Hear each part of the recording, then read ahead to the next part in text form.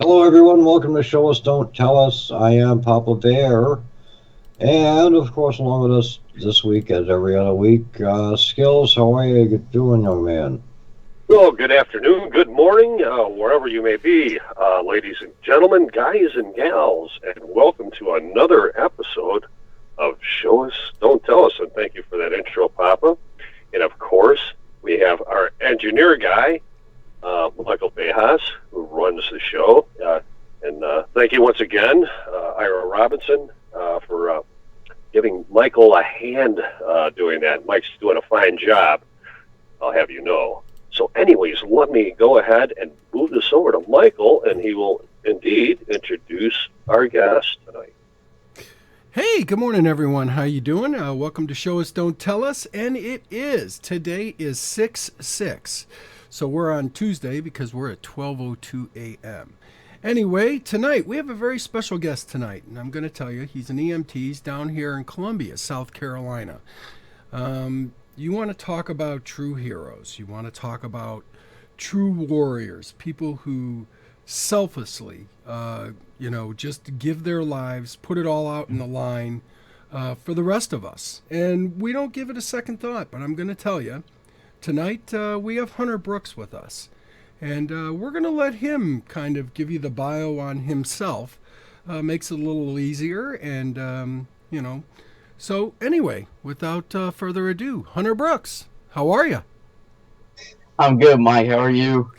I am good, brother. I am good. Hunter, tell us a little bit about you. I've been an EMT for about 2 years now. I got my training through the Army. I'm an Army combat medic. I've been running 911 for about 9 months now. And in 9 months in the county that I'm in, it's been a huge experience, and a great educator. I'll say that. So, But it is. Let me ask you a question, Hunter. Now, what kind of hours do you work? Do you work familiar hours such as like the firemen do, or are you on a straight 40, or what shifts do you work? Tell us a little bit about that. Well, our shifts tend to run a little crazy. I just worked this past weekend, so I came in Friday afternoon at 5 o'clock, and I ran till about 6 o'clock on Saturday morning, and I came back in Saturday night and Sunday night, both at 5, and my last shift ended at 6 a.m. this morning. So I now have 2 days off, and then I'll go back Wednesday and Thursday and work, and I'll have this coming weekend off. I see. You work kind of like bastard hours, such as I do, because I work 12-hour shifts. I work 5 to 5, second shift, and I see. Well, you've been putting in a couple 13-hour days, obviously, as the clock says. But yeah, the night shift is interesting. I like it. It's a little bit more peaceful, But in regards to what you do for a living, it's probably a little different program. It definitely is. It definitely is. Our nights are a lot crazier than our weekdays. It's something real special, and you kind of got to be crazy to do it. But I enjoy it a lot. It's definitely the time that you see. I don't want to say your better calls because it sounds kind of dark, but you really get into your skills more so than in your daytime when you'll still use them, but maybe not as much. You know, a lot of people are working throughout the day and whatnot. Traffic can be kind of heavy. So your general, you know, your motor vehicle crashes are, I wouldn't say as severe. Sometimes they can be, most definitely. But at nights, you got a lot more people that are traveling at a lot higher speeds, who have been drinking, things like that. So they can cause some more issues. Well, let me run something by you real quick, and then I'll jump off the mic and let these guys jump in here. Now, have you seen or have noticed a trend in regards to the full moons at all? Absolutely, and everybody will tell you it's just superstition. But if you work in EMS at any time, you know that a full moon or a Friday the 13th is going to be a ridiculous weekend. Absolutely, there's something about it. There's no science to back that up, but you will always find crazy, ridiculous calls going out on a full moon or a Friday the 13th. Oh, that's odd.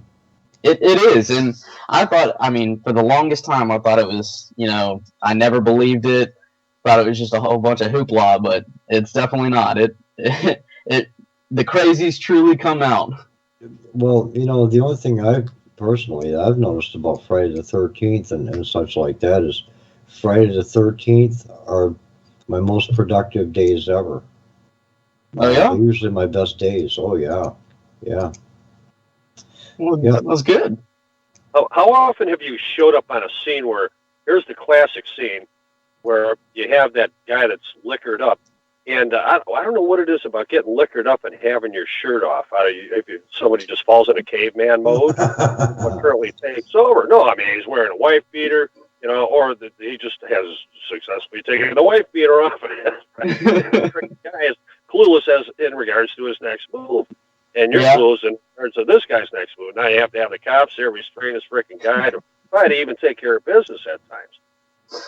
Yeah, it's actually a pretty often occurrence, and I don't know why there's a correlation between the two, but definitely people get liquored up and they're having a good time, throw their shirt off, and that's how we generally find them.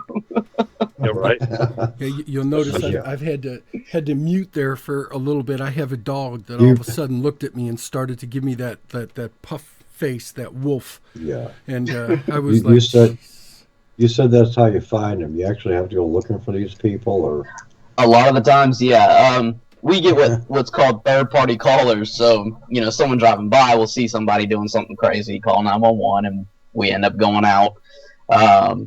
So sometimes it takes a little while to search for somebody, and it's a big county with a lot of rural areas, so it can be a little difficult at times. What do you do for, because you're in Richland or Lexington? Richland. So what do you do when they have these new neighborhoods that the roads aren't quite in yet with the GPS or on Google and stuff like that? How exactly? Because down in South Carolina, you'll notice there's a lot of roads that they're state roads or whatever. They're named ST 105 dash whatever. So how do you decipher or figure out where these people are, and under that critical moment, where there's not a lot of time?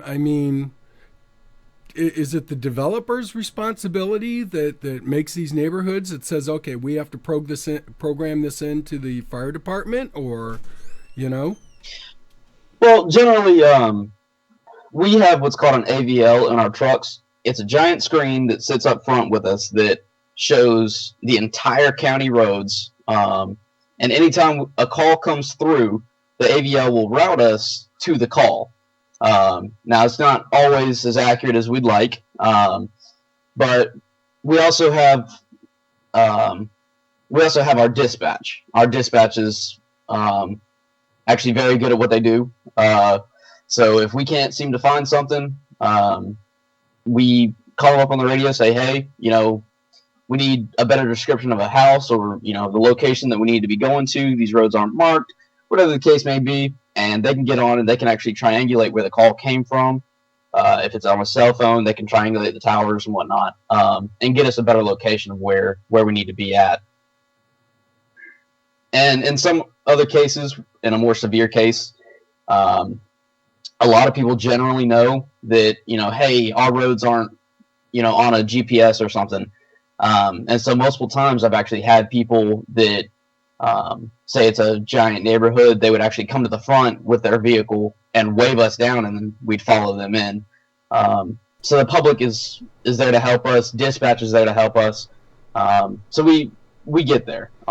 May take I have a little bit more time, but I have a strobe light on my front porch, so that if it's at night, I can kick the strobe light on and at least, draw a different type of attention. I got to change the batteries right now. I've got a bird's nest close by to it, so it's a little territorial, Yeah.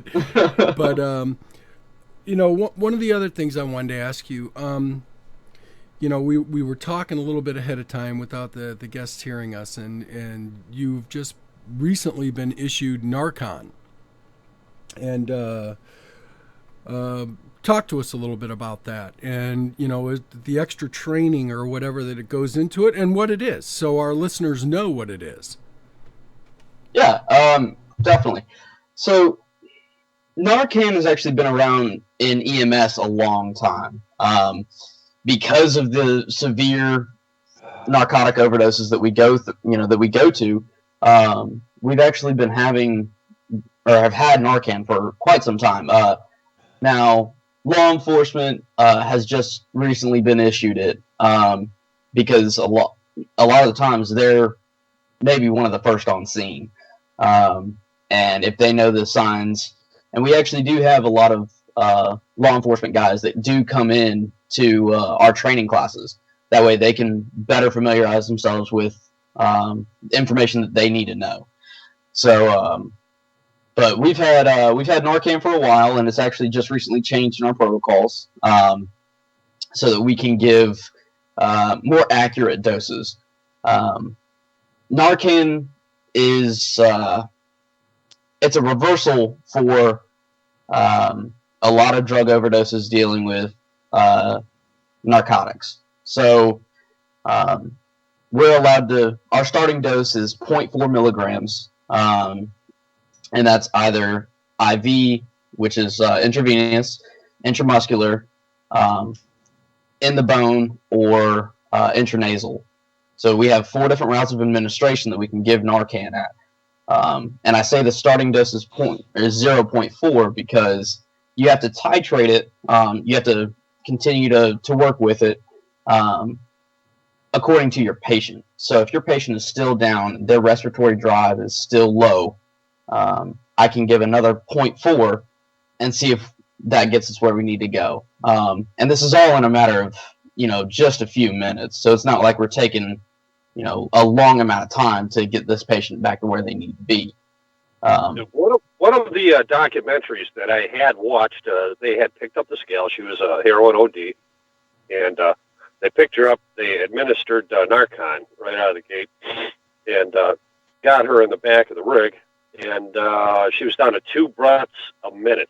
All right, and throughout the trip to the emergency room, they had to issue it one more time, and then her eyes open. She was conscious. She wasn't sure where she was quite at, But anyways, she was doing fairly well. But however, they had to nail her a 3rd time before they pulled her off the gurney, and had taken her in. See, because I thought it was some magical, wand where you give it to them one time, like an EpiPen, if you get hit by a bee or whatever you're allergic to. Right. But that's the case, depending on who knows what they're on. They don't even know what they're on. That's why they're in that situation, And that's really a struggle for us. If no one's around and can tell us what they're actually, what they've actually overdosed on, then we have a real problem on our hands. So you are right. That is how we do it as well. And like I said, our protocols did just change. We were given 2 milligrams to start as a max first dose, and you give it to them and see where you're at, and depending on how far they or how long they've been down, you will give a second dose.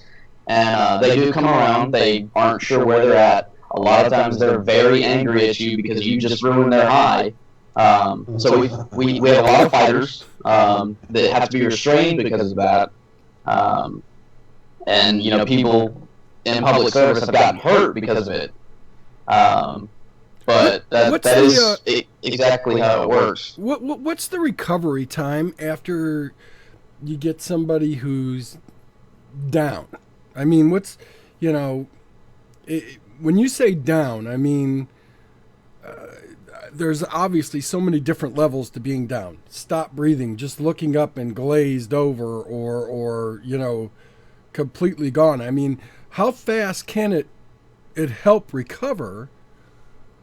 You know, well, it's kind of a deep question, Mike. To be honest with you, you kind of. I'll set a scene for you, okay? We'll go into that. I went out to an overdose call to a known addict. He was with his girlfriend at the time, and we go out. We see him on the floor. He's cyanotic, which means he's very blue, and he's very pale. So we get him on our stretcher as we're bagging him. With the BVM, making sure that we got, you know, at least something going in, because he's not doing it himself. That's that respiratory drive that I was talking about. We got him into the truck. We popped him with the first 2 milligrams of Narcan, and he didn't really want to come around at that point. But as you pop it and you have your patient on the monitor, you can start to see. You can start to see his SpO2 rise, which is the oxygenation of the blood. You can start to see his pulse rate calm down or rise, depending on where you're at in the overdose. And you can start to see an improvement in blood pressure.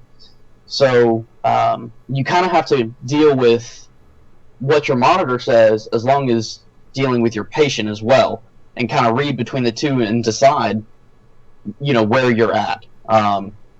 Now, the patient that I had, when we got him into the back of the truck, and we're able to actually get the SpO2 on him, his oxygen saturation was severely low, around 68%. Obviously, 100% is where you need to be. So our protocol at that point, while my paramedic was getting the Narcan ready and whatnot, I was using the BVM with oxygen running through it, to try and get his oxygen sats up. And so what, I was and what forcing is oxygen into him. And for our listeners, what is your BBM? What is that acronym for? It's your... Oh, Lord, it's been so long since I actually... I just know it as a BBM. It's a ventilation mask. It's the... If you've ever watched any kind of medical show or anything, it goes over the face, and it's got a bag on it that you're actually compressing, that has oxygen running through it. That's your BVM. I think it's breathing or something ventilatory mask. Gotcha. Yeah, and it's that's always helpful. I mean, a lot of times, you know, people who have been down like that, a lot of people sometimes vomit, and so you'll have stuff. You'll actually have stuff in the airway. That's appealing, yeah. Yeah, and so if you have stuff in the airway, and you're trying to do rescue breaths with them, which are 12 breaths a minute on that bag, you're not going to have a whole lot of time to deal with trying to get a tube in their throat or anything like that. Plus, you have the fact that your patient will be awake soon, hopefully with the Narcan. No, so have you seen this before? I don't know if this is a common thing in regards to the OD patients, but like nasal discharge, oral discharge, foaming, things such as that. My nephew, unfortunately, he OD'd at age 25 a little over a year ago, and his mom, instead of calling 911, she took him straight to the hospital. That wasn't a good idea. But go ahead, man. Oh, well, firstly, I'd like to say I'm sorry about your nephew. That's a very unfortunate thing, and I know that hits close to home. And Yeah, definitely. You'll see a lot of secretions coming from the mouth and the nasal area. Depending again how far we're into the overdose, how long of a downtime they have. You'll see secretions from other places too. It's an often occurrence. What's your most common call, like a car accident? Oh, it's kind of tough to say, to be honest with you. TV, probably. Domestic violence, I would imagine. Well, Well, we get called out a lot for just general pain. And it's not, what you would expect a 911 service to go out for, but we do get it very often. I'd say our second most is probably car accidents. Now, that can be anything from a simple fender bender, where they call 911 and say, we're in an accident, and if they don't specifically say, we don't need EMS, or whatever the case may be, we're dispatched out anyways. So, yeah, along with the fire trucks and everybody else now, because everyone's got to go together now, I believe. So it's that's, well, yeah, that covers your ass legally. It does, and fire also helps a lot. The big red truck is a great thing to block traffic with, so that's always pretty necessary. I want my safety, my partner's safety, and my patient's safety first and foremost. So, and that's having the because fire truck that people can are stupid, and they will get they'll hit the brakes right before they get to the accident. Absolutely, or not hit the brakes at all. Yeah, yeah. What are those big bright red lights and yellow lights? Yeah, yeah. that big red truck is coming a lot closer. Yeah, it's with the dishonesty, with everything that goes on with the heroin, the rise on it, and I'm sure that you have seen a rise. And then you come on in there, and of course, you have a pretty good idea, I'm sure. Yeah, this guy's going to need, Narcan or Narcon, however the proper term is. And you get people that you ask them, all right, what did he take? And they're gonna lie about it, because the culpability, that the human factor and the culpability. So you face that as it is. So what do you do at that point? You have to assume. I mean, how are there differences in appearance from like maybe a meth overdose versus a heroin overdose versus a cocaine overdose versus whatever? Well, yes, there's some difference. Not too much of one. The best way I can describe it is Narcan's a really great thing, to be honest with you. Because not only does it help in your narcotic overdoses, but if you're not sure, you can still pop Narcan. It doesn't have a contraindication that'll be severe. So if I'm not sure if I'm seeing classic signs, but no one can tell me what he's overdosed on, or, he or she, because it's actually been on the rise in both genders recently, you can actually pop Narcan and not have severe contraindications to it. So if I'm not sure, I'm going to give it to him anyways. And if that affects it, then I know. Right. Like the one time the wife had to call the cavalry because I had light chest pain, and it was a sternum scenario. I forget the exact terminology of it. Of course, it was a Greek term, as usual. I always bust Michael's nuts in regards to that. But anyways, but the wife says, I'm going back to bed. She says, you go back to bed. I'm calling them. They called them, and they're asking me for, how I felt, get a feel on it. I started an IV. They says, well, have you ever had nitrous? I says, no. They said, well, you're getting it now. Mm-hmm. And oh boy, I says, I'm going to have a headache from what I understand from this stuff, man. And they gave it to me, and they said that alleviate pain. I said, nope. They says, okay, that's a good thing. I says, I know it's a good thing. If nitrous didn't do anything for me, give me a freaking headache, I'm going to go. I got some other situation. Very good sign right there. Does it work for other overdoses on different things? Does it show promise to help with other overdoses? Well, not that I've seen. And really, the main thing that you look for in an overdose to tell you whether or not you want to use Narcan is going to be respiratory depression. If their respiratory rate has dropped severely, that's going to let you know that it's something that Narcan can work on. What about Xanax? I mean, one of the biggest things that we're fighting down here, and of course, Hunter, as you know, is even with our kids and everything else, these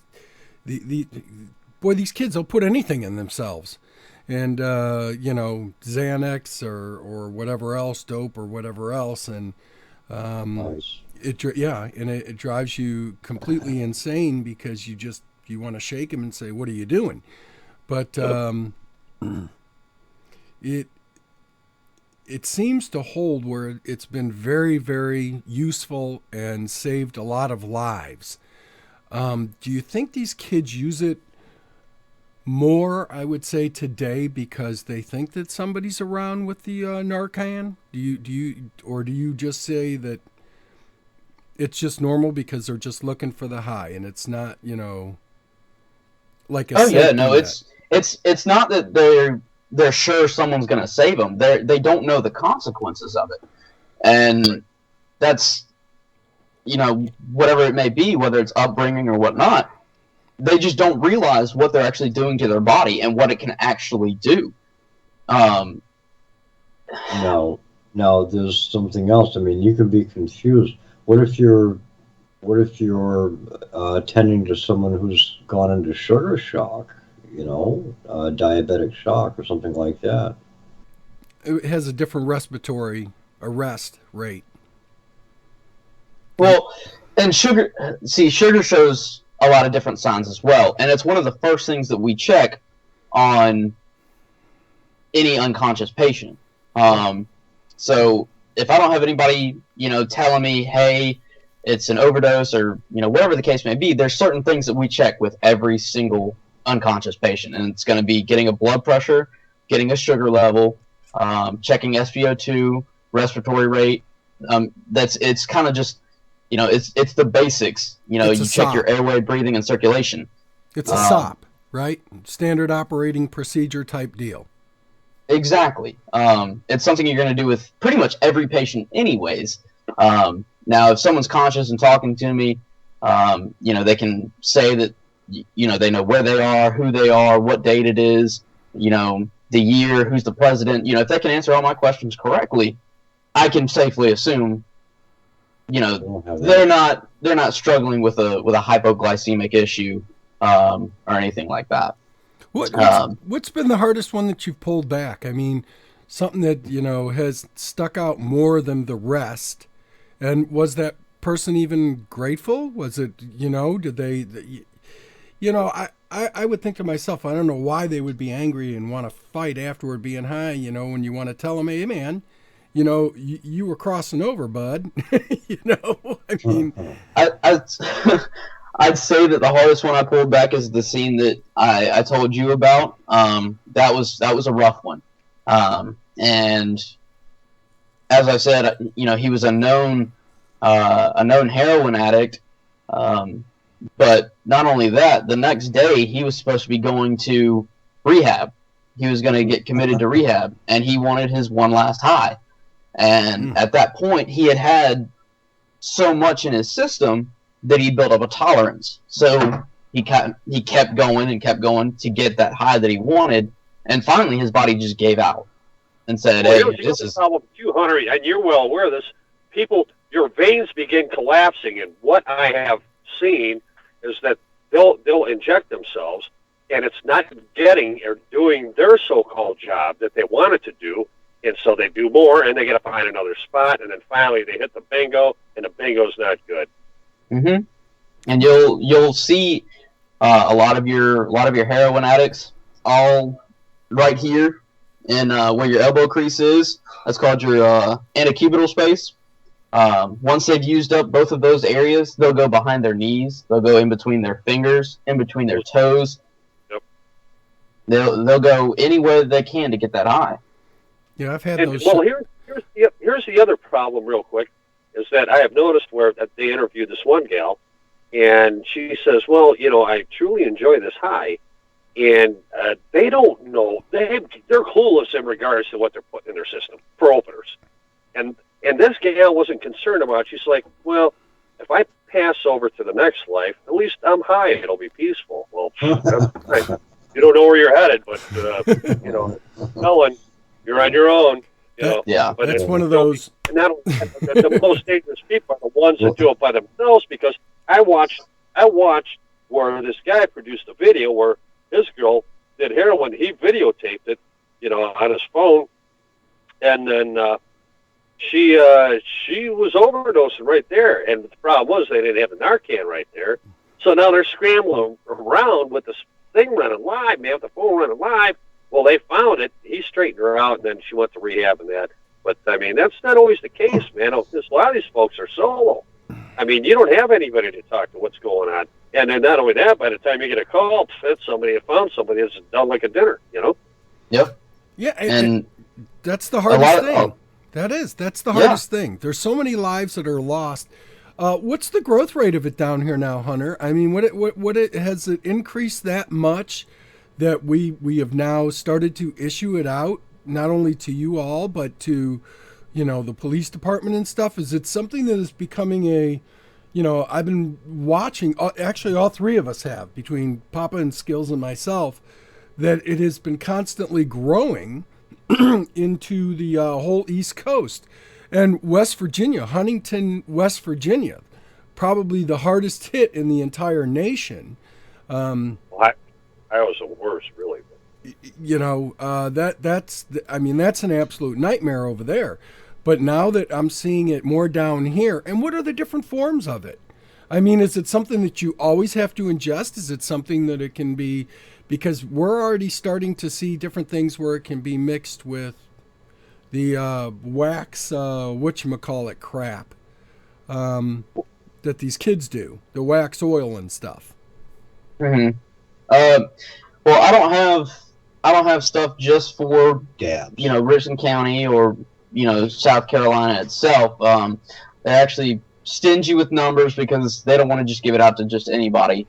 And I was able to pull some stuff from like National Health Organization and CDC, and according to the CDC, we've had a 6.2 times increase. So from 2002, where we are around 2,000 overdose deaths from heroin, we are now in 2015 up to 14,000. That's 13 years. We've grown 6.2 times. That's the reason that it's become such necessity for everyone to carry Narcan. Not only that, but heroin itself has started to change. It started being laced with fentanyl, which is a synthetic narcotic. Gray death. Yep. Yeah.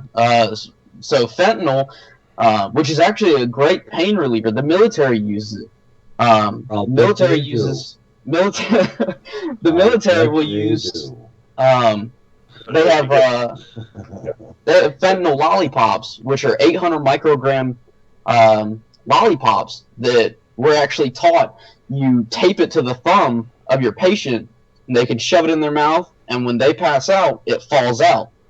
And then they'll wake back up 8 to 10 seconds later and shove it right back in. And it's a great pain reliever, but it's been so abused by being added to heroin. And now we have this new stuff coming in that's actually affecting first responders. Carfentanil has started to be laced into heroin, and it takes so much less carfentanil if you get a speck of it on your finger and you end up somehow getting it into your body, it can cause you to overdose. It's that severe. Wow. And a lot of people don't even know it. So you have a police officer that goes down due to a carfentanil overdose that he didn't even know, because he did a traffic stop earlier that night. It's really severe, and the problem with that is a lot of us won't know, until we get on scene that it's actually an overdose, because we know the signs and symptoms of it. When someone's just calling in and saying, "Hey, my husband just fell out on the floor and I don't know why." He doesn't do drugs because he's a police officer. And that's why it's a severe problem. That's why you show up with surgical gloves on, man. Yeah. Well, what happens if it gets into your clothes, though? I mean, well, you have to think like this too. Okay, if it can be absorbed that fast through just the skin, and it can do that, I see so many inherent dangers with this crap that they're putting out. Yeah, but lupus out there. I mean, you familiar with devil's breath, Colombian devil's breath? No. You blow that in your face and forget it. You're hypnotized. You'll do anything they say, and you won't remember anything the day after. Yeah, I've heard about that. That's a controlled substance. Yeah. So, how does the Narcan?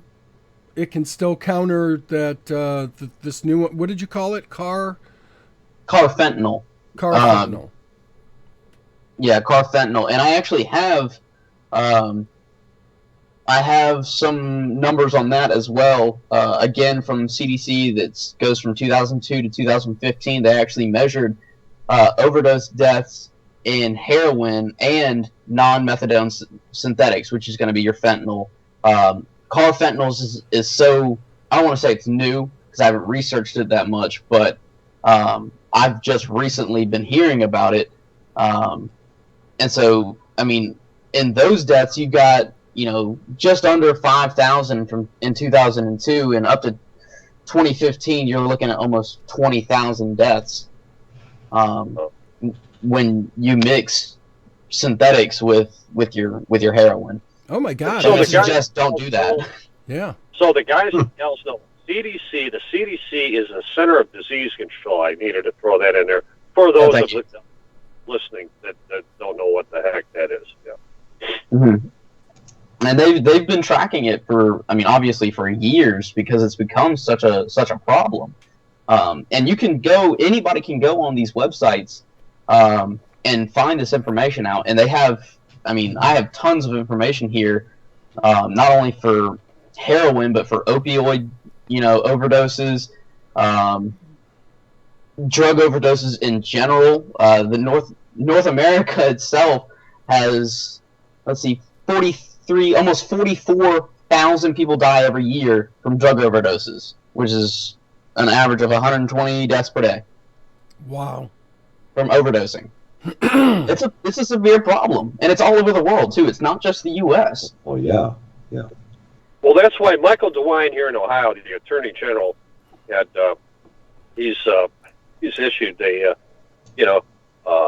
he's fighting the big pharma to a certain extent in regards to this, because of the coroners are just they're overwhelmed here in Ohio. But I mean, you got a bigger fight than that, but. Whatever, he's stepping on it to the best of whatever abilities he can, muster up to, kind of drop this down a bit. But that's a long road, man. It's a long road. Oh, absolutely, it is. Absolutely, it's a real struggle for everybody. And I know a lot of people don't realize it, unless they have family members or have actually worked in medicine and know that it's actually a severe problem. But a lot of people just go about their day and not, don't think about it. They think, there's another overdose. And I don't know if you guys, I know Mike is, because we're friends on Facebook, but there's videos that go around of people in cars overdosing on heroin and laid out in the vehicle with kids in the back. It's put the damn cameras down and call 911. And that's another issue that every first responder struggle with. It doesn't matter what call we go out on. There is somebody taking pictures, doing videos of what we're doing, whether to post it on Facebook or to, not get us in trouble, but to, you know what I'm saying? It's a to distraction. It's a distraction. You're trying to do a job, Absolutely. and there's enough distractions. Okay, right now we're trying to save your friend. Put the damn camera down. Step back, stay out of the way. You want to help us out? Keep other people out of the way. Give us somebody who knows what the hell he's taking and what's going on. And the rest of you put the damn camera away. It's not a sideshow, It's not a tip the dancing bear. No, it's not. But it's called civilian reporting. They have a right to do that. I can see their point, but yes, you have to stay clear of where the action is happening. You have a right to do anything on a lot of things. That doesn't mean that you should. Okay, there's a difference. Well, I get it, Mike. I do. And I mean, interfering is a bad thing. Absolutely. It just, in my opinion, every so-called citizen. But I mean, if you're videotaping and not helping, and there's no one helping, shame on you. Exactly. Absolutely. Exactly. But if they've got help, every freaking citizen should know CPR, man. I go through it every year. And I mean, that could save a lot of lives, man. All of a sudden you're there doing the best you can do it, and you do not have to do mouth to mouth in regards to CPR. You don't have to do that. They keep changing it up throughout the years. They change. As long as that you do something, because it's went from, the time when I was in and I was, doing my medical stuff as a corpsman. When I was in the Navy, it was back then it had actually gone from like 10 to 1 or something to 14 to 2, or to that extent. But we also, a bunch of us, we were talking about it, and we were talking to our instructors at the time, and he said, listen, he goes, and it'll change again. He goes, but as long as that you are doing something to keep the blood going and giving breaths, he goes, understand, he goes, that alone is making almost a 40 to 50% difference than nothing at all. And the AHA reviews all this stuff over 5 years, and every 5 years they release their new protocols on how they want things done, and that's what most everybody follows. That's a lot of the CPR courses follow the American Heart Association, and so, like you said, for a while it was 15 to 2, and then they brought it up to 30 to 2. It's just pumping. Yeah, I mean, now it's just getting in there and pumping blood around. Yeah, I mean, and it's completely different from child, infant to adult. You know what I'm saying? Mm-hmm. So everything's different. I think on a infant it was 0 to 1/2 compression, and then on a child it was like 1/2 to I think 1, and then on an adult it was like 1.5 to 2. Yeah, 2 inches is protocol. Right. 2-inch compressions on the chest. Yeah. And let me harp on this for a second, because it's been an issue that has bothered the hell out of me, to be honest with you. Parents, learn CPR for a child, because I can't tell you how many times we go out on calls where a child is choking and ends up going unresponsive, and no one has any idea how to do infant CPR. It's crucial. Or maneuver depending on the situation. Yeah, absolutely. And I gotta say, 8 out of 10 times that we go out for a pediatric that is unresponsive, it's always due to respiratory. That's all of your pediatric arrests are because of respiratory. So something's gone wrong in the breathing, and their whole body shuts down. Their whole body doesn't know how to compensate. And I don't know what the protocol is anymore today. I got to go back. I got to take another one. I think it was 5 to 2. 1, 2, 3, 4, 5. Puff, puff. 1, 2, 3, 4, 5. Same thing. I don't know what it is today. I'm not sure what it is today. What is it, Hunter? Let me go through here. And that was for an infant, and I remember that back then. And I mean, it was really fast. You had to go really fast because their little hearts beat a lot faster than,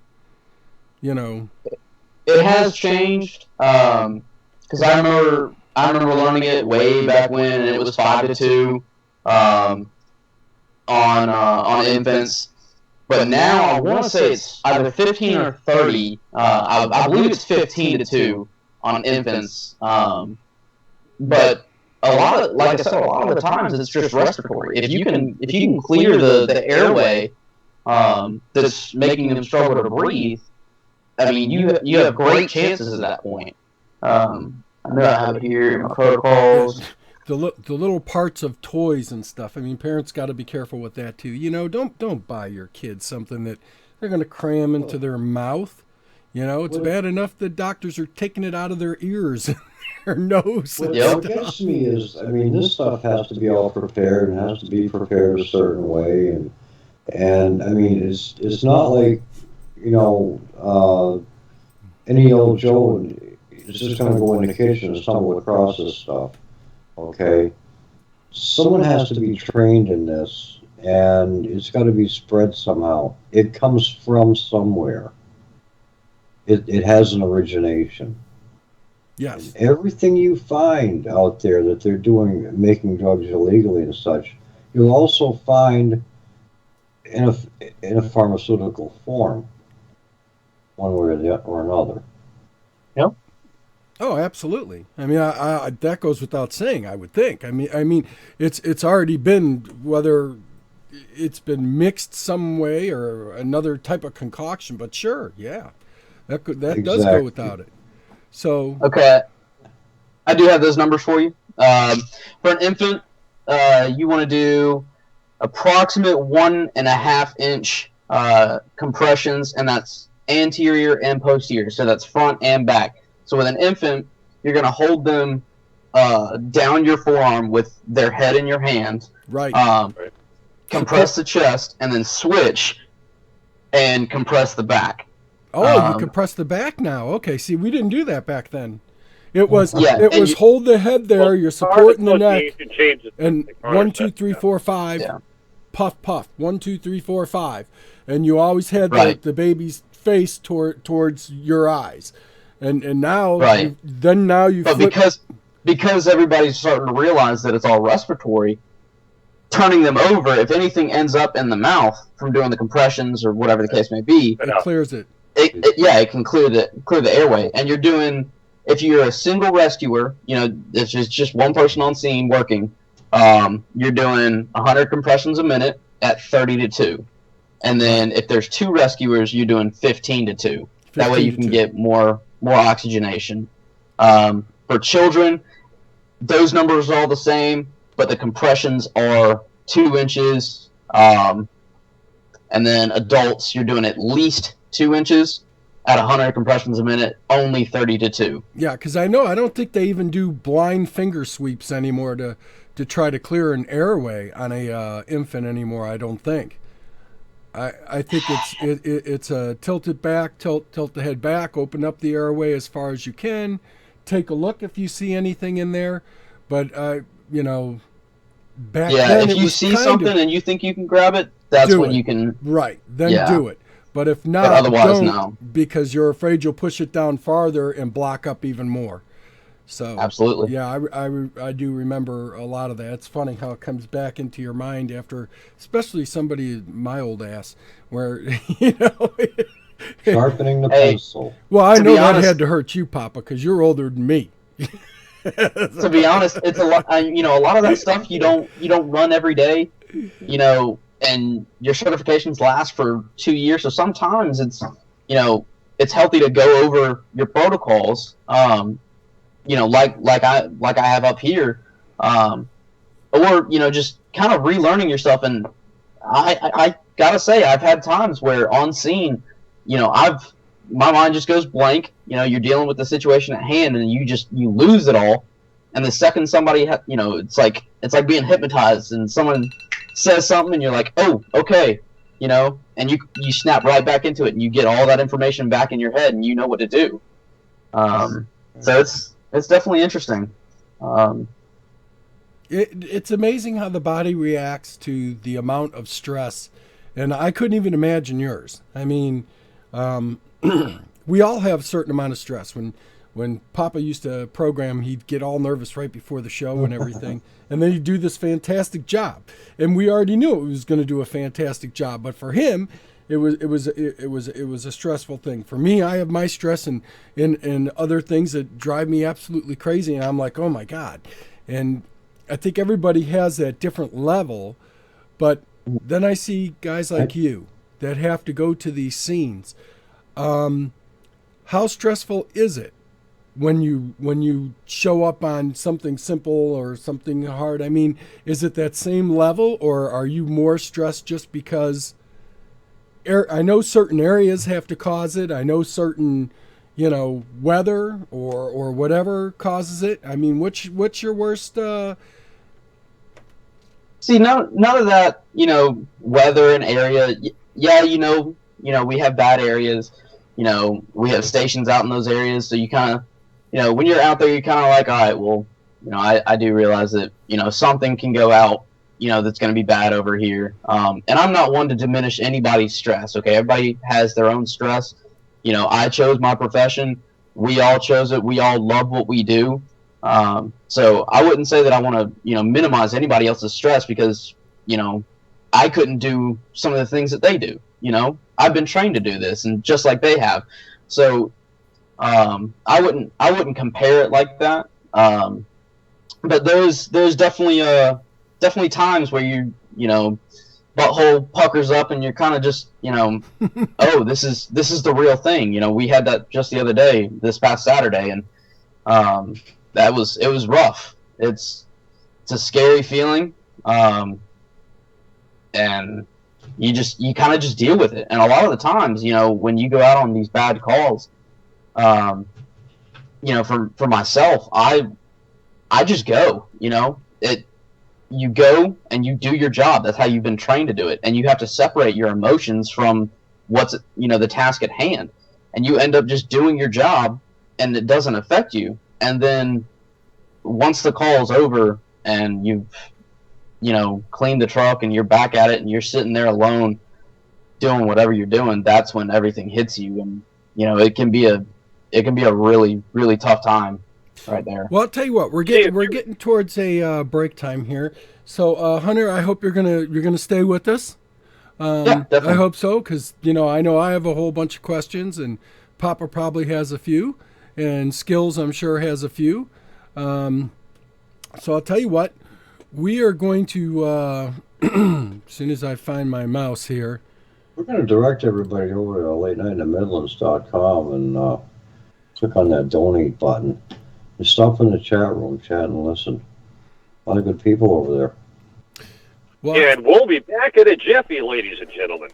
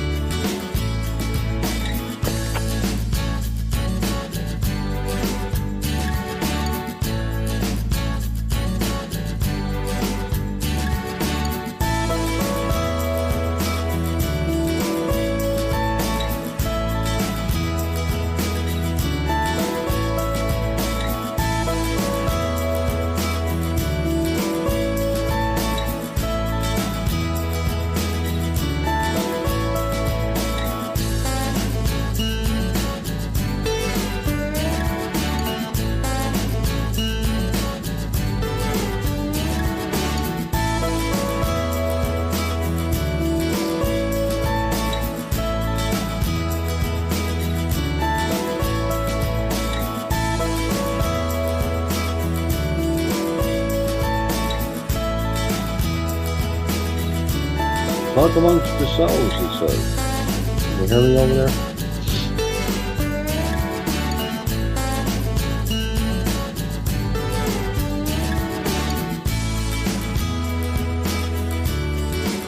I don't think it's going out.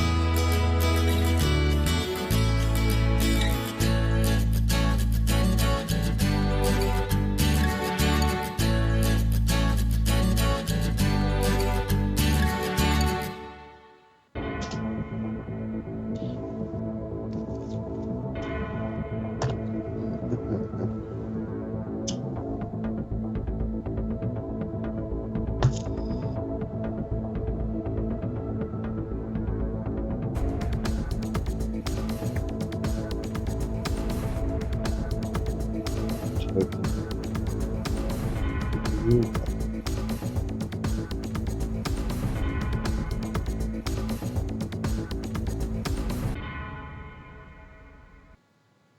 Eyes Network now airs a live simulcast on YouTube. Our YouTube channel, youtube.com/c/Open Eyes Network, features not just our live content, but other videos as well, and is always active. So now you can tune in many different ways. Open Eyes Network shows air Monday, Wednesday, Thursday, and Friday at 7 p.m. Eastern Standard Time live. Be sure to visit openeyesnetwork.com to find easy-to-use links to get to all of the places that you want to listen to our shows. And don't forget, all of our shows will now be archived as well on YouTube.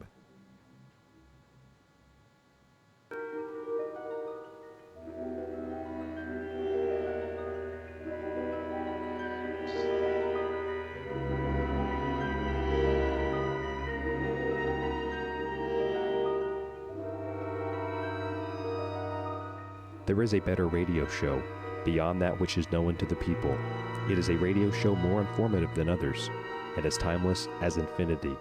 It is the equilibrium between light and dark, between the sheeple and the paranormal, and it is heard at the base of man's ignorance and at the summit of his knowledge. This is the radio show of imagination, a show we call The Secret Teachings.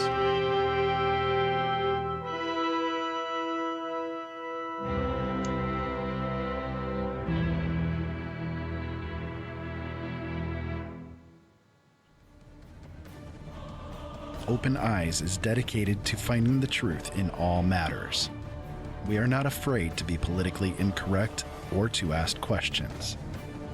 Whether it is the paranormal, government cover-ups, the dark agenda that the puppet masters have in store for us, or aliens and UFOs, nothing remains hidden.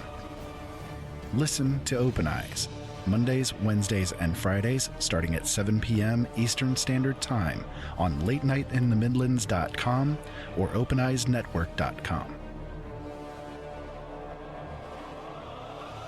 Open hearts, open minds, open eyes.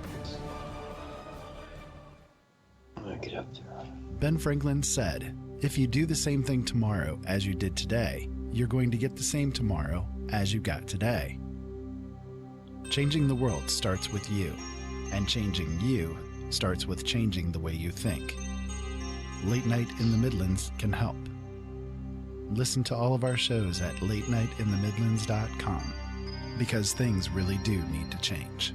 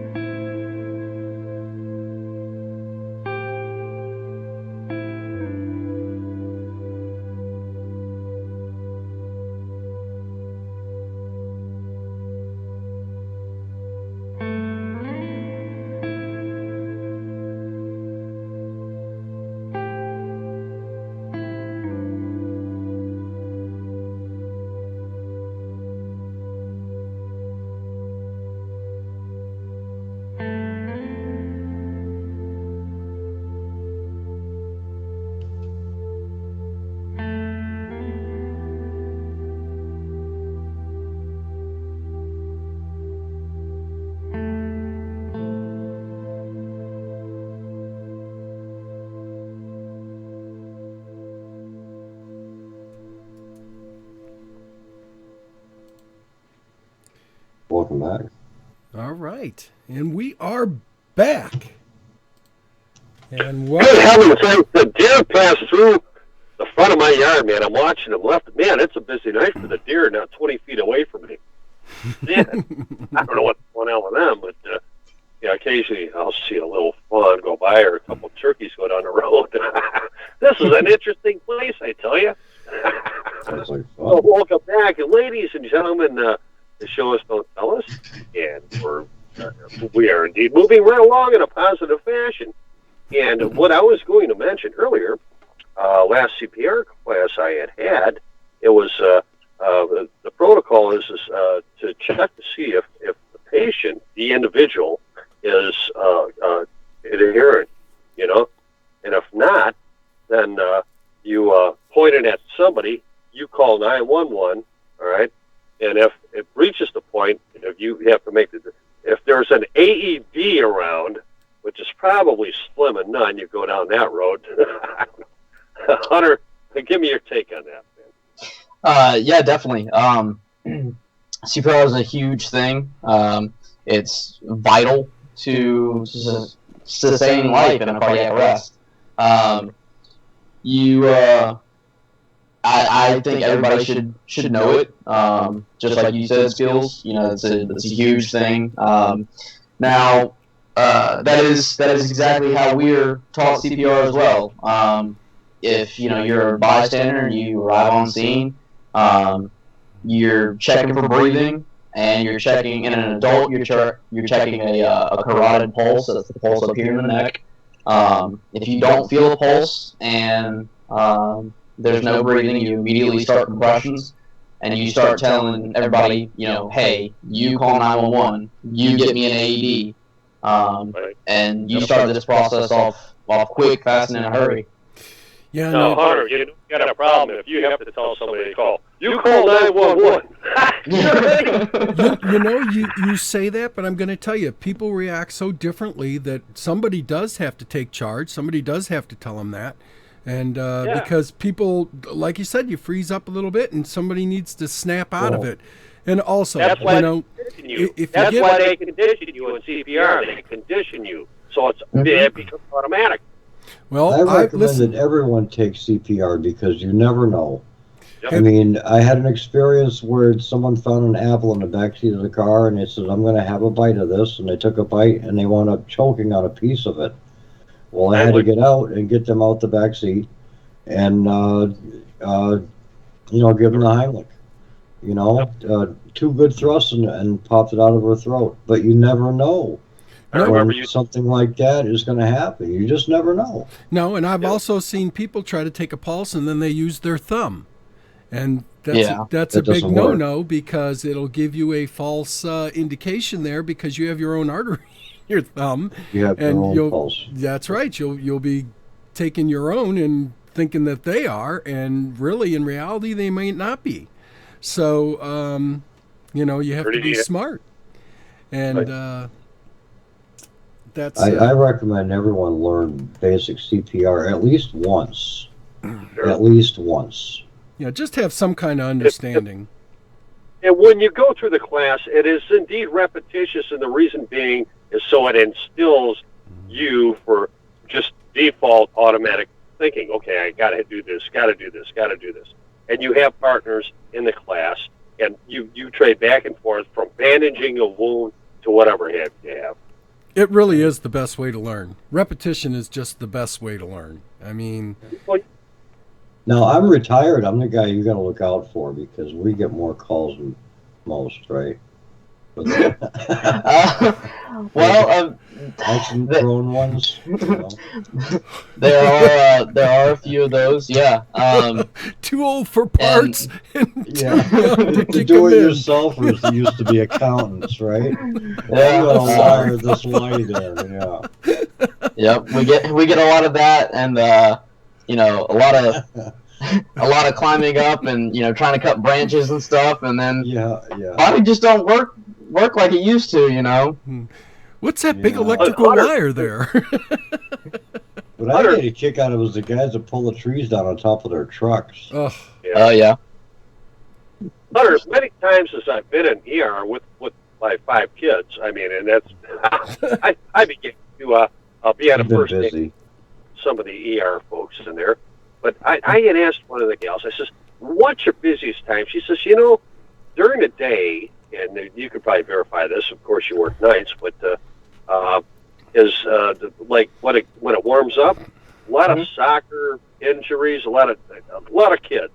When it warms up, they're up, horsing around, playing sports, break a leg, twist an ankle, But that's why I give it 100, because at night, man, that's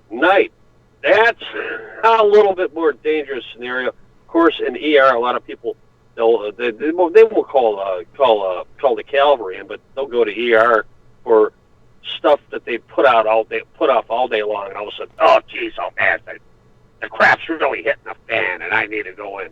But as far as ambulances, man, at night times gotta be I would think the epitome of just crap hitting the air conditioner. Yeah, but vision, I mean, being dark.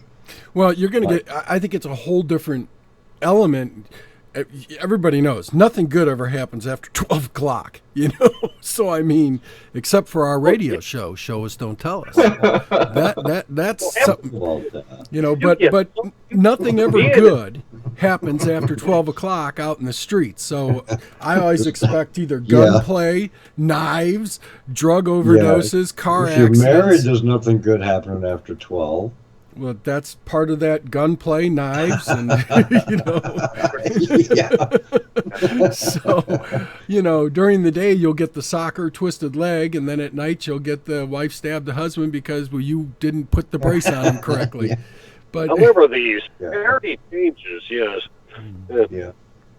So what I would think, Hunter, that's probably more of a you think more seriously, not more seriously, but it's more concerning. There's definitely more serious calls at night, I would say. The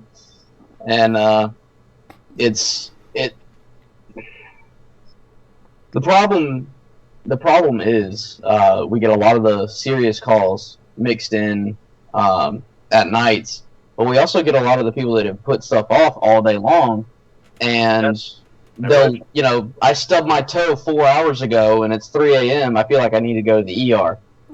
Yep. I mean, we get that very often. A lot of the, your BS stuff, which, to them might seem real, but, we often question, one of the, with whoever I'm with, we kind of always joke, if we're riding down the street looking for the address, and we pull up, I go, oh, it's the one with all the cars in the driveway. That one, they couldn't have gone themselves.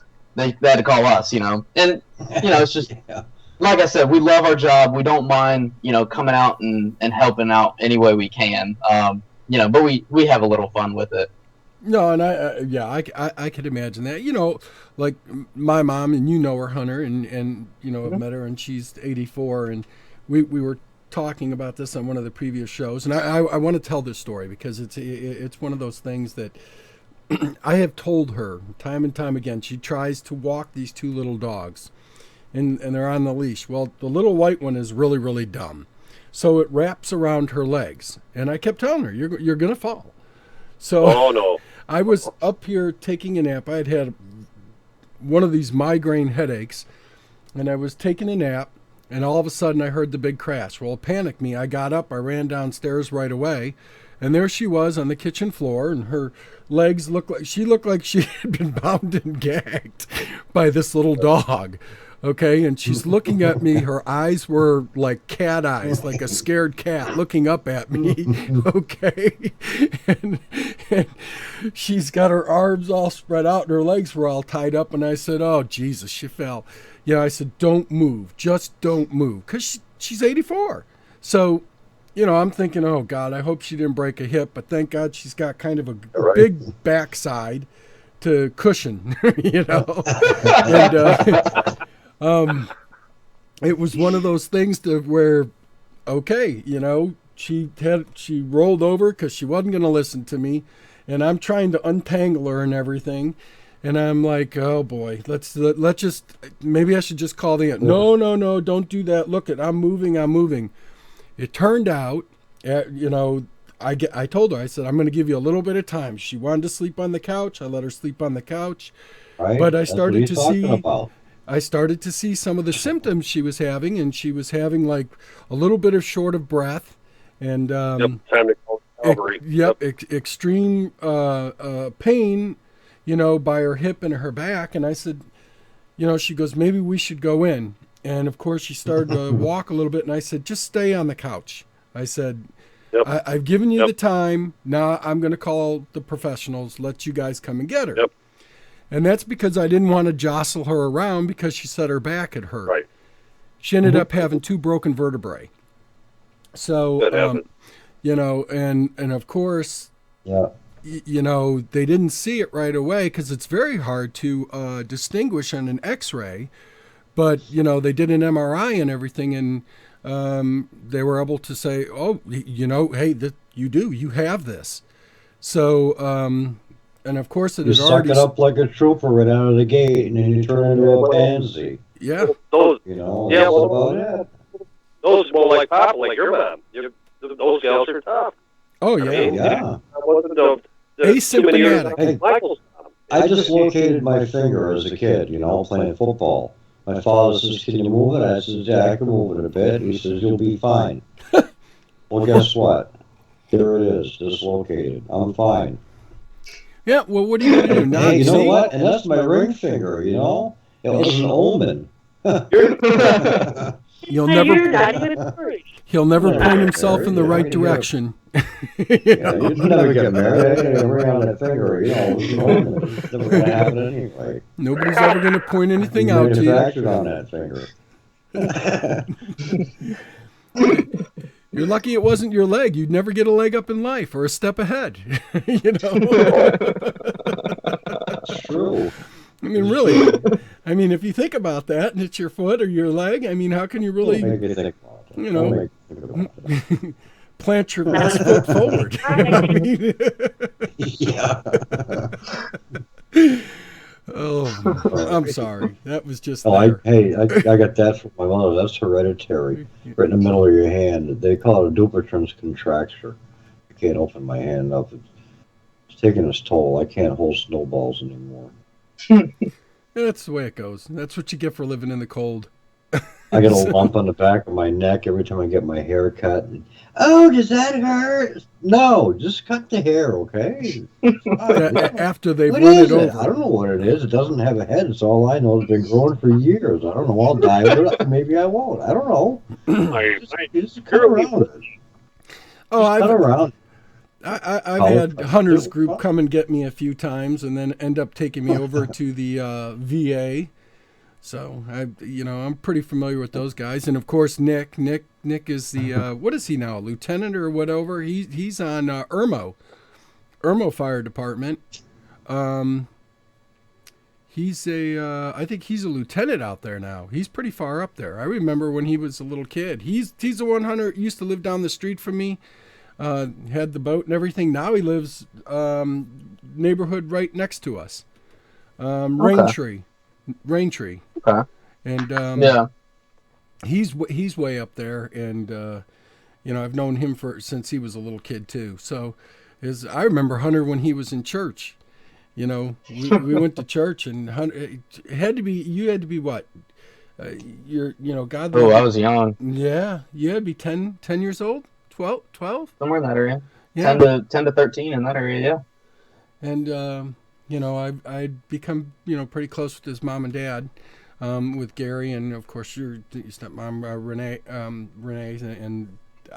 went to church with them and everything, and he come cruising around there and everything like that. And today, you want to talk about a change? He's a hero. He's a guy that's out there that saves everybody else. I think that's just a complete miracle, and you know what? I'm glad you live near me. So, God knows, because the older that I get now, Hunter, I'm like, Papa, Mike, I'm telling you, if I see you when I'm on shift, I'm gonna be mad. Don't finish the job, okay? We need him to program the show. Yeah. I'll keep him around for a little while. I'm glad, and I hope it is Hunter too, because I don't want his partner saying, "Hey, look, man, this guy's still got some pretty good viable parts," and Hunter's going to say, "Whoa, wait, dude, I know this guy." There's a parts market out there, yeah, exactly. Functional, yeah. There's a big market for organ donors. I tell you, I had a laugh, man. Michael, you remember back when back? This was like 1982, man. When you and I like got our driver's license, 81, 82, 83, whatever you have. And it was funny because on the back of the driver's license, you can, by pen, add in, if you want to donate organs, yep. You just merely had pen written them in. Yep. And Michael, I'm going to leave it up to you to tell everybody what the guys would put down. Yeah, they'd be a donor, but the parts that they wanted to donate was kind of in the shape of a pen itself. Yeah. So, You gotta get me before I'm cold. yes. Those boys were a cock and balls donor, I tell you, out of the gate. And then they went from there. Then they decided to make it, they got slicker, and they decided to just say donor, period. Yeah. And that was probably because of our generation that just had a little fun with it. But, so. Yeah. But I have to tell you now, Hunter, are you doing 12-hour shifts? Is that what you do? Yep, 12 to 13. We're scheduled for 12 and a quarter hour shifts. So my normal time slot, I go in service at 5:15 p.m. and I'm able to clock out if I'm back at headquarters. My truck's stocked, everything is done. I'm able to clock out at 5:30. Now it doesn't always happen that way, mainly because during shift change, that's a lot of the time that some people are waking up to go to work and they end up hurting themselves. That's a pretty often occurrence. And so we do end up catching a lot of late calls. And part of it can be a staffing issue. We are EMS as a whole. A lot of people don't go into it anymore. And so you have, your older, more experienced guys and girls. I'm not trying to be, this is just me talking Southern here, but all your experienced older people are retiring, and you don't have the same amount of people coming in. No one seems to be as interested in it anymore. They see that, it's not a great money-making opportunity, or, not a money-making career. And so they avoid it. So it's, that has become an issue. And it hits everybody in EMS. It hits everybody. Is it a low-paying job? Is it a low-paying job? Yeah. I mean, I don't want to sugarcoat it. It is. Richland County and Lexington County pay the highest in the state, from what my research has shown, and that's right around $15 an hour for your EMT basics, and then your EMT paramedics. 40. What's that? You make time and a half, correct? Obviously. Yeah, we make time and a half if we go over 80 hours in the pay period. Over 80 hours? Yeah, we're not paid weekly; we're paid bi-weekly. Holy frick! But okay. Yeah. Well, yeah, right. Well, that's okay. Yeah. Anything over So, 40 is what it yeah, comes and we end up, we have our short week and our long week. That's kind of how it plays out. So your short week is only going to have, oh Lord, I think it's like 38 with, a little bit of, catching late calls and whatever the case may be. And then your longer weeks, you're going to have, your 42 up and up. Generally, what we're scheduled for is 88 hours per pay period. So you have guaranteed 8 hours of time and a half pay. And then you tack on top of that standby days, and our standby day is when you're at home, Right. but if they need you to come in, they call you, and you got to be there in an hour. Yep. That should and- be time. It should be and- time. Yeah, generally it is. It puts you into that time and a half, most definitely. But if you're not called in, you don't get paid for it. So you kind of have to stay around your home all day long. Yeah. And if they don't call you, they generally call between I'd say 2:30 in the afternoon up to about 7 or 8. I generally like to wait until about midnight before I just say, all right, well, they're not going to call me, and I can crack a beer or whatever Yeah. the case may be. Well, I'll tell you what, ladies and gentlemen out there, you're with us. We're live here on YouTube under Show Us, Don't Tell Us. Also, you can call in 1-216-772-1330. That's 1-216-772-1330. If you have any questions for Hunter, you can join us on Chatsy. So you download Chatsy and you can join us, and LNM Radio Network, of course, and hit that donate button, because really that's how we stay on the air. That's how we give you the information and everything. So do us a favor, if you can spare a little bit to keep us, so that we can keep you going. And now we can go on back to you, Hunter, and I have a question for you, as a matter of fact. What you got? In between the calls, do you do it like a normal fire station? When I grew up, we had, Squad 51, and of course they'd be asleep or whatever, and then they'd get a call, and they'd have to get up out of the bed and come down, the pole and everything. Do you have facilities that you rest and you do all that, or are you constantly up? Oh, box. Come on. We definitely have facilities. We have our own substations. So we have headquarters, which is located in the middle of downtown, right near 3 of the hospitals. And then you have substations all over the county, because Richland County is huge. We cover from Upper Richland, which is right near Fairfield County, all the way down to the Sumter County line at McCord's Ferry. So, and then all the way up to Kershaw. We cover all the way, the entire county. I believe we have about 13 to 15 substations located all over the county. Some of them are attached on to the fire department, because a lot of our calls are run with the fire department. And then we have a few that are just standalone EMS. So it kind of depends on where you're talking about, but yeah, we don't sleep. That's one thing for sure.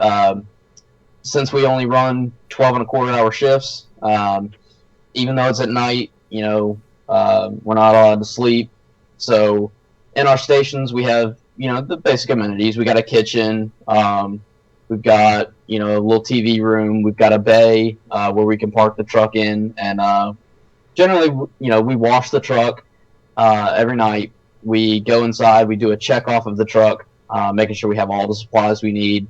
That kind of stuff. And then once all your typical duties on the truck are done, you're cleaning the substation, taking out the trash or what have you. And if all that's done and you haven't caught a call, A, you're lucky, and B, you can go into, just go and sit down, relax, watch some TV. And that's generally your outer lying stations, right up there at the Fairfield County line and down in the lower end. So Hunter, this is critical. Who is the main cook? Do you have a main cook? I wish. No. I have that go-to guy, man. It's Helga. I wish, man. Our main cook is usually like Chick-fil-A or Wendy's. We because it's it really is. It's such a busy county, with tons of calls coming in, all throughout the night. We don't have a whole lot of time to try and cook something. So if you don't bring anything from home, home cooked meal, leftovers, whatever, what have you, then you're kind of stuck with food on the road. And it can be good, can be bad. You have to pick a right time. Kind of depending on how your shift's going and where you're located at. Sometimes I have an hour to eat. And that's nice to have. And other times, I'll be standing in line. I'll have just ordered and I catch a call. I've already paid. I got to leave it. That's just how it goes. Can you come back? Are the places pretty good for you? Like if you come back, you're rolling through McDonald's, you're grabbing something, you get a call, okay, Mm-hmm. and you have to leave, and they know it.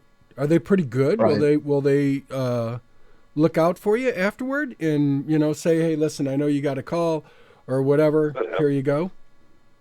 I've experienced it a few times. Places are generally pretty good. I've here's the main issue with it. I'd say is when we catch a call.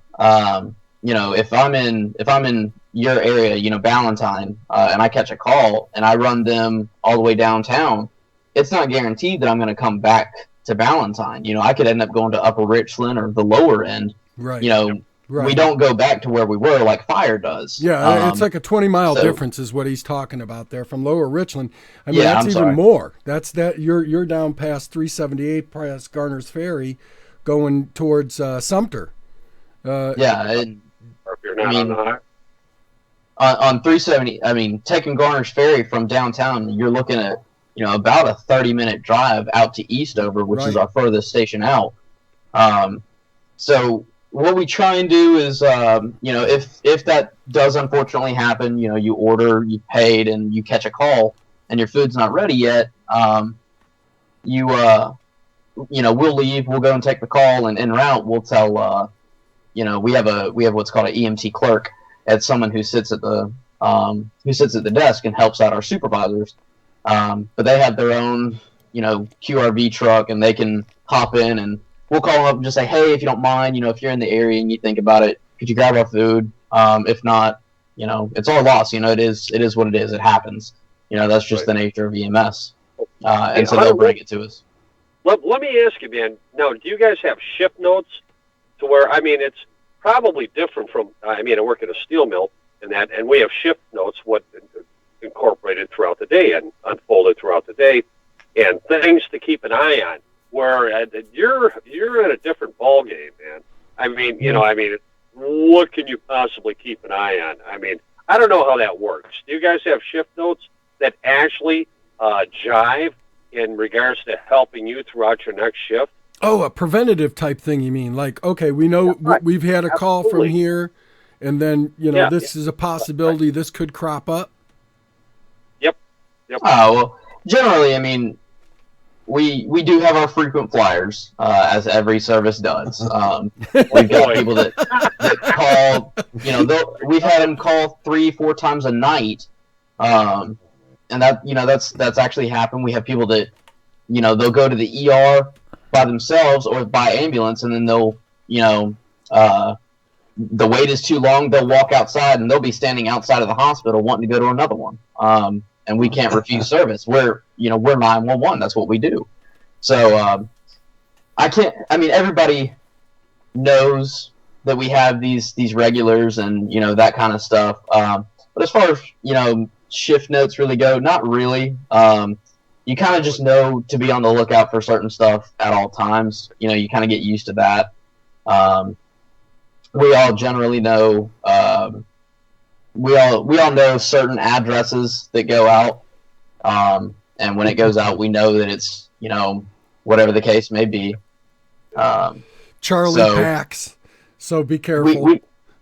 We kind of just deal with it, throughout the night. And a lot of times, if that call does go out, more than once, to a place that we know is, is someone who's calling again and again, we actually have law enforcement respond with us.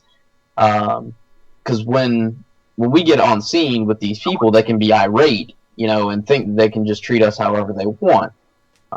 Unfortunately, that's not the case that's not the case. So we have law enforcement respond out with us to kind of help control things and kind of get our point across that, hey, if you're calling us for BS, this is the last time tonight. If you really need us, we respond to every single call. Doesn't matter what it is.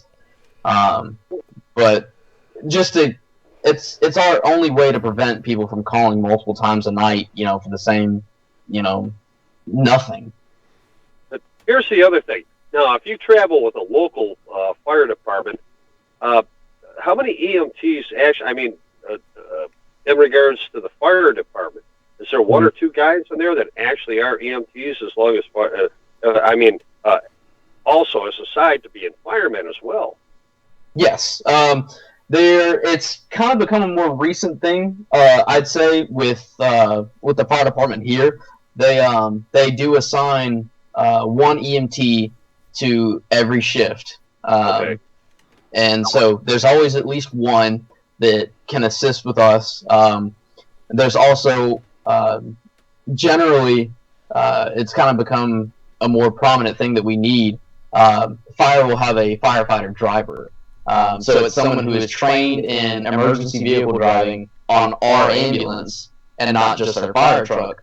So if we arrive on scene and I need to be in the back with my paramedic for an emergent call, we can have fire drive for us, and that way we have two hands in the back, because Richland County's policy doesn't allow a firefighter in the back of the ambulance.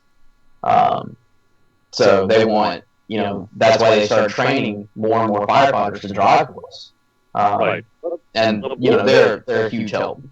How many times do you feel as though you have been understaffed in regards to all of a sudden a flooded sense of calls where you can't clone yourself, and it's like, good heavens, so you call the next available county or city or whatever. Does that happen often at all? Or? For Richland County, no. We will not, unless it were to be, Michael knows we had a bad flood recently and a bad hurricane. At that point, everybody in the state kind of comes together to combine forces, obviously. But a lot of the times, it's just Richland. We have generally about 12 to 14 trucks on the road at nights, and on weekends like this past one, that wasn't enough. A lot of the times, we'd only have 2 units that didn't have a call, and so they'd be coming from wherever they are to across the county until a unit cleared up closer. We kind of just manage and deal with it. And it can be a problem. It can, yeah. Ira, how you Hey, doing? Michael, Ira on with us? Ira, welcome. Good evening. Good evening, sir. Hi guys.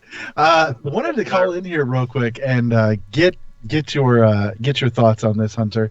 Nice conversation, by the way. It's really nice to have somebody come on and talk about people that saved lives, and I got a lot of respect for people like you. It's a job that is filled with those intermittent moments of boredom surrounded by moments of hell and horror.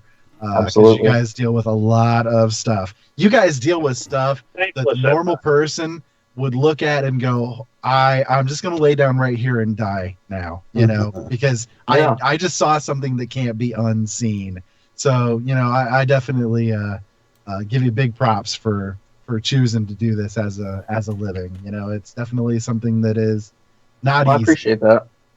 Yeah, Are it's you definitely not. impressed? Are you impressed, Ira? We have a guest with intelligence. Indeed, it's nice. It kind of offsets you, Papa. Anyways, no. Thank you. And there we it is. got to poke at the old guy, right? Yeah. You got to make up for me somehow. Exactly.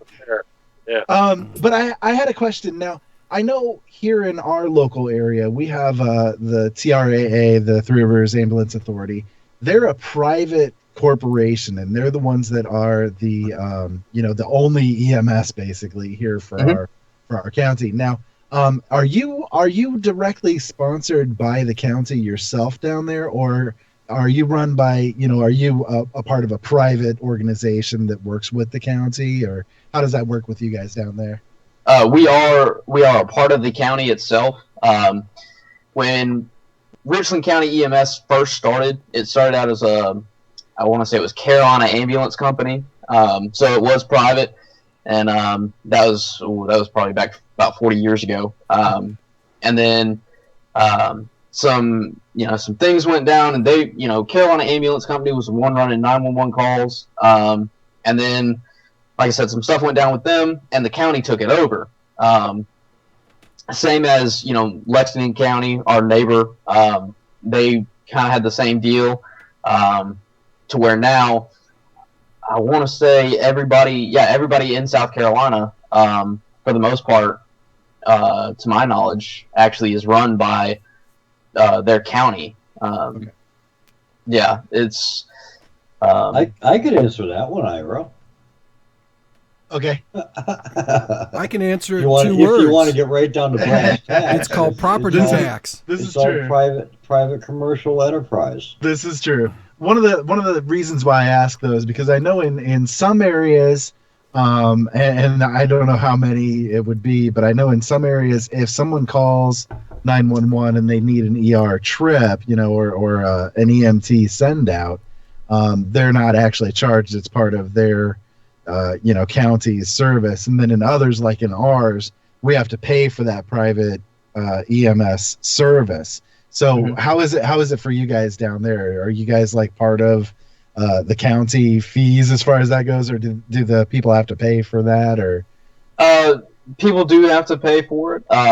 The last numbers that I was told, if you are a county resident, it was somewhere at a start, if you do take the trip, of about a $500 charge. If you're out of the county, it's $600.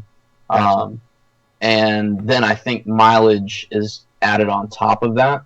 Now, if we come out, we check you out, and say we wrap a wound up for you or something, we can do what's called a treatment note transport. We came out, we did treatment, we checked vital signs, all that, and we have someone sign, we have the patient sign, and that's about a $50 to $75 charge for us to come out and evaluate and see what's going on.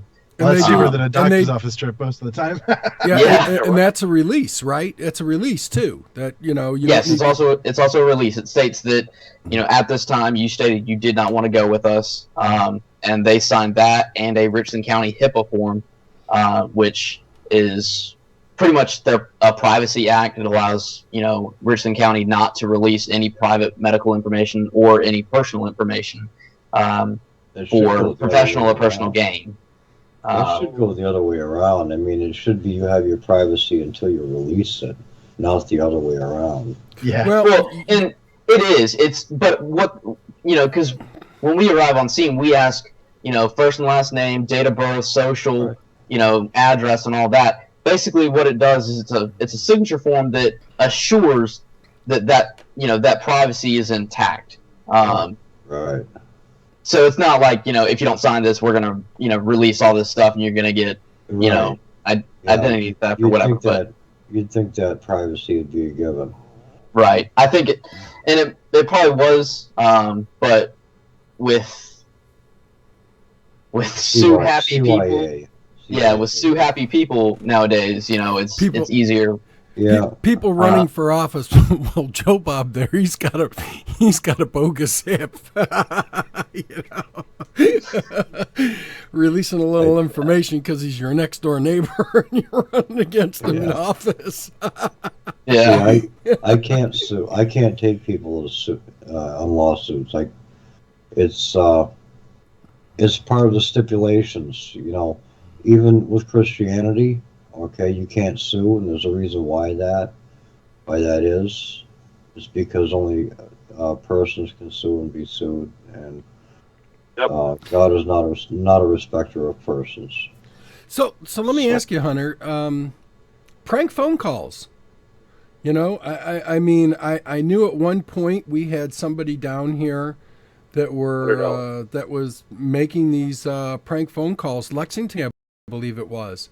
You know, in that case, I think it was calls to the fire department.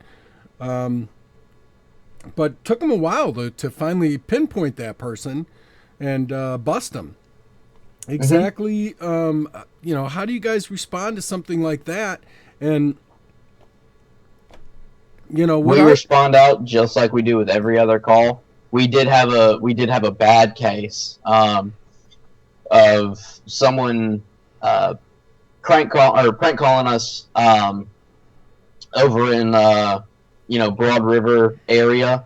So we'd respond out to these apartments and we'd go and knock on the door and they'd say, no, we didn't call, you know, and this happened. I mean, this would happen multiple times a shift, multiple times a week, and on multiple shifts, you know, so everybody knew this address and we were going out often. Did you have a call that came in while you were there? That's critical. Oh, no, it wasn't. It wasn't like, you know, someone would answer the door and, you know, someone was in the back, you know, tied up or anything. It was an out-of-state area code, and this person would continuously call in and say, you know, that I can't divulge the information of the call, but something along the lines of making it a psychiatric call. So we'd respond out there. Fire would respond out. So law enforcement. Hunter, this sounds like something like what's termed swatting. Do you know what I'm talking about with that? I have an idea, but I'm going to have you explain it to me. Okay, so swatting is this kind of prank thing that has been prevalent over the past few years. It's primarily like video gamers that do it. They like competitive video games, you know, they'll do Twitch streams and all that kind of stuff. And if they're losing the game, they'll call like the SWAT teams or they'll call EMS or something like that to that person's house and you know, interrupt them or interfere with them or punish them in some kind of way because they beat their butts in Call of Duty or something like that, you know. Right. And it actually, I mean, there's been videos of it posted online all the time. This one I think it was someone trying to mess with the people that live there. So yeah, pretty much what you're saying. But we also, a lot of us kind of had the same thoughts that had been out there multiple times that they were canvassing, and what they were doing was that they were watching us the whole time and seeing our response times to see if maybe, you know, an attack could go out there. You know, we all had that kind of thought. To see what your response time would be, to see how long they would have before you guys come out and you bust them or whatever, yeah. And I can't say, I want to say the last time I heard that address go out on my shift, it was probably about a month ago. So I think that they started to kind of nail down what's going on. And what Mike was talking about with Lexington County, everybody started to hear about that because Lexington County has a Facebook page and they started talking about it. Richland County, we've refrained from doing that. Leon won't do that. He takes that very seriously. He's an incredible sheriff, and we're lucky to have him. And you know, he takes it very serious. And you don't screw with his police officers, don't screw with his fire department, and don't mess with his EMTs or anything like that. He's very serious about it. He doesn't play games. You know, nobody should make a crank call anyway. If you do, you know, I got to tell you, you could be pulling it away from somebody else that really needs the emergency, really needs somebody there. And when you do that, that's just selfish. Don't do that. But, yeah. And that was always our biggest worry is, you know, if we're tied up on a prank call for, you know, 30 minutes, you know, however long the case may be, and a cardiac arrest goes out, I mean, that's you know, it could be right at our station, but we can't respond to it because, you know, in the closest unit from there, you know, if we're at, you know, saying, you know, wherever we are, it's, you know, 10 to 15 minutes. That was actually one thing I was going to ask is you know, if another call comes in that seems to have a higher triage, you know, numeric to it, do you guys drop what you're doing and go, or do you stay with the one that you're at that moment? Our protocol is we treat every call as if it's emergent no matter what, Gotcha. until we get on scene and can advise. So, right. The toe pain that goes out at 3 a.m. gets responded to just like the cardiac arrest at 3 a.m., or even, if we had a unit right next door, they're going to both be responded to at the, in the exact same fashion. Until we can triage on scene, because we do have a lot of calls that go out. A lot of people panic in situations when they call 911, and our dispatchers do their very best at trying to get the most information that they can from somebody. But a lot of people will call in and not give much information. They're in a panic situation as it is. Yeah, and so it's information doesn't come easily to a stressed mind, in my eyes. So, someone can call in and say, they're not breathing, and automatically that's going to go out as unconscious, or, a respiratory call, when in reality, we get out there and it's just something kind of simple, not to minimize, what people call 911 for, but, I'd say there's different degrees, and, but they all get responded to the exact same way. Okay. So I've got a couple other things that I'd like, and I hope I'm not interrupting you guys too much here with all my... Yeah, you're always good at it, You're interrupting our social hour of the show. That social hour, yeah. I've known a lot of EMTs, and I'm kind of probing questions because I know a lot of them that are around here in our area. A lot of them are really good friends of mine.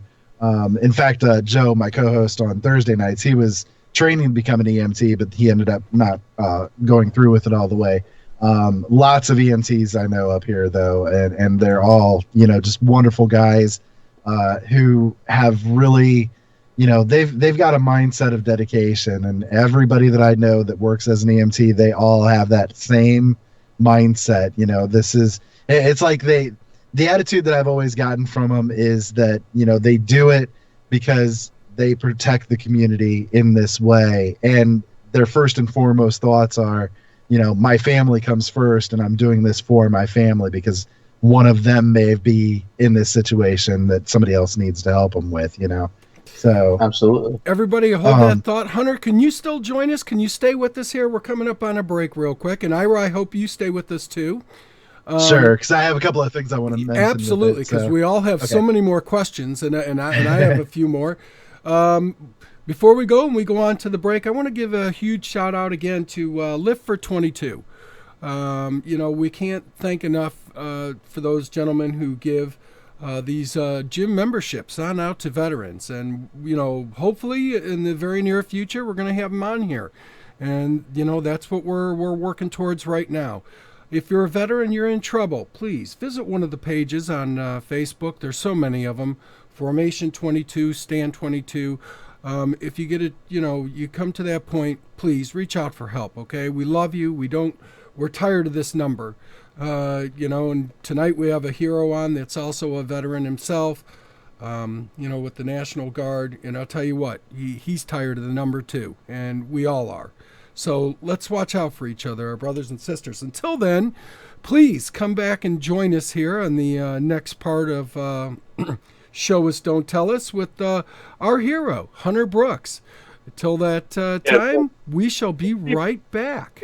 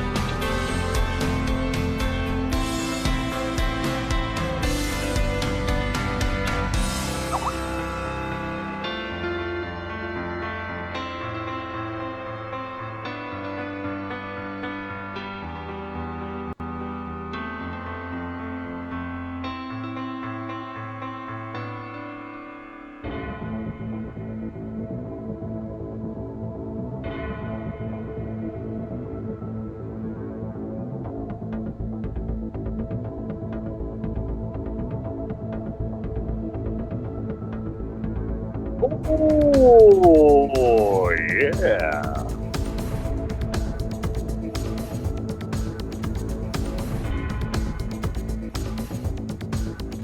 Oh yeah.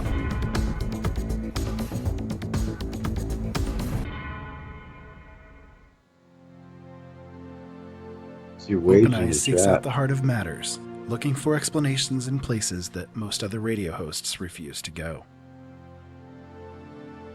No subject is forbidden, and nothing remains hidden. Listen to Open Eyes on the Late Night in the Midlands Radio Network, weekdays from 7 to 9 p.m. Open minds, open hearts, open eyes.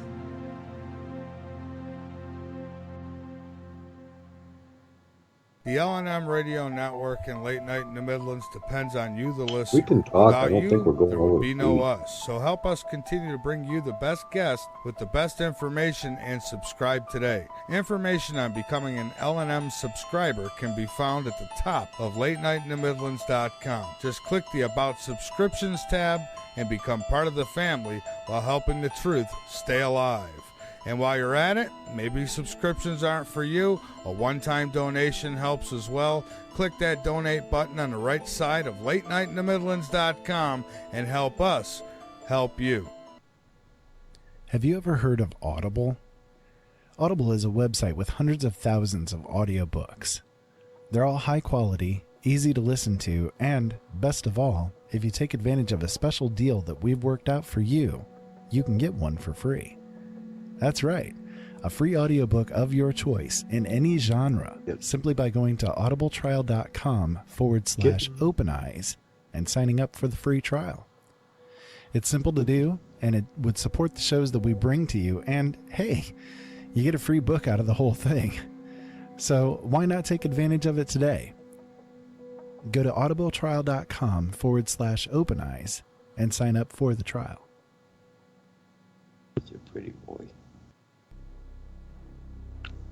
Brothers at Arms is not about being militant, though there is a time and place where that is necessary. Brothers at Arms is not about arguing, though there are times where things may get heated. Brothers at Arms is not about who is right or wrong. There are many sides to each issue. Brothers at Arms is about exploring those sides, about dealing with the issues facing us today, about coming together and, through opposing views, understanding the deeper truths that are in the middle.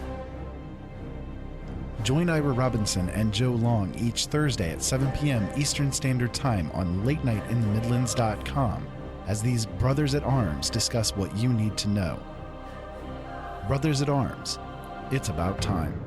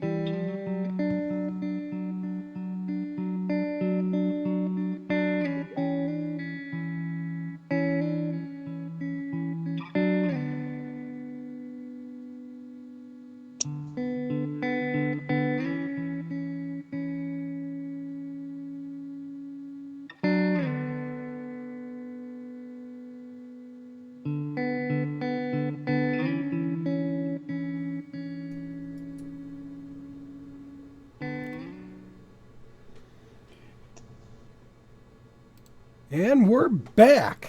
Okay, and we're back with Hunter Brooks. I hope everyone's back here. So, everybody doing okay? I'm not telling. I'm not telling, he says. So anyways, man, good heavens, Ira. did indeed have a few questions for Hunter. I did, and I'm hearing a little bit of an echo, Michael. I'm not sure why that might be. I don't know if it's still going on or not. Okay, you're hearing an echo here. Let me see if. Yeah, I was. I think we cleaned it up. Yeah. Okay, yeah, I think it's good. I engineered Michael on this, and Michael's doing a fantastic job. Carry on, Bill. There you go. Well, so Hunter, first off, I wanted to input. You guys were talking earlier about how the full moon seems to have an impact on things, and I got to tell you, as somebody that worked for the public for many years before I hit disability, yes, absolutely, the full moon has an impact on how people act. People love to poo-poo on that idea, though, and it's like, oh, no, that's a false thing, that's a myth. Have you ever worked with the public? Yeah, until you've actually truly worked with the public, you don't know that on a full moon or Friday the 13th, it's gonna go nuts. It's there, it's crazy. So in all seriousness, I got a question. This is gonna probably be a difficult question, but it's one that I think a lot of people probably want to ask. What would you say, thinking about your career with all of this, what would you say is, in your mind, the worst thing that you've ever seen? And a lot of people always ask that question. And it's honest to God, it's a tough situation. It really is. And a lot of people, if you ask them in EMS, what's the worst thing you've ever seen, they're going to give you some BS, because no one wants to relive that. Yeah. You see a lot of bad stuff. But I've more recently, this past weekend was probably one of the worst. We were having a decent day. We went and talking about our moments of nothing interrupted by absolute hell and chaos.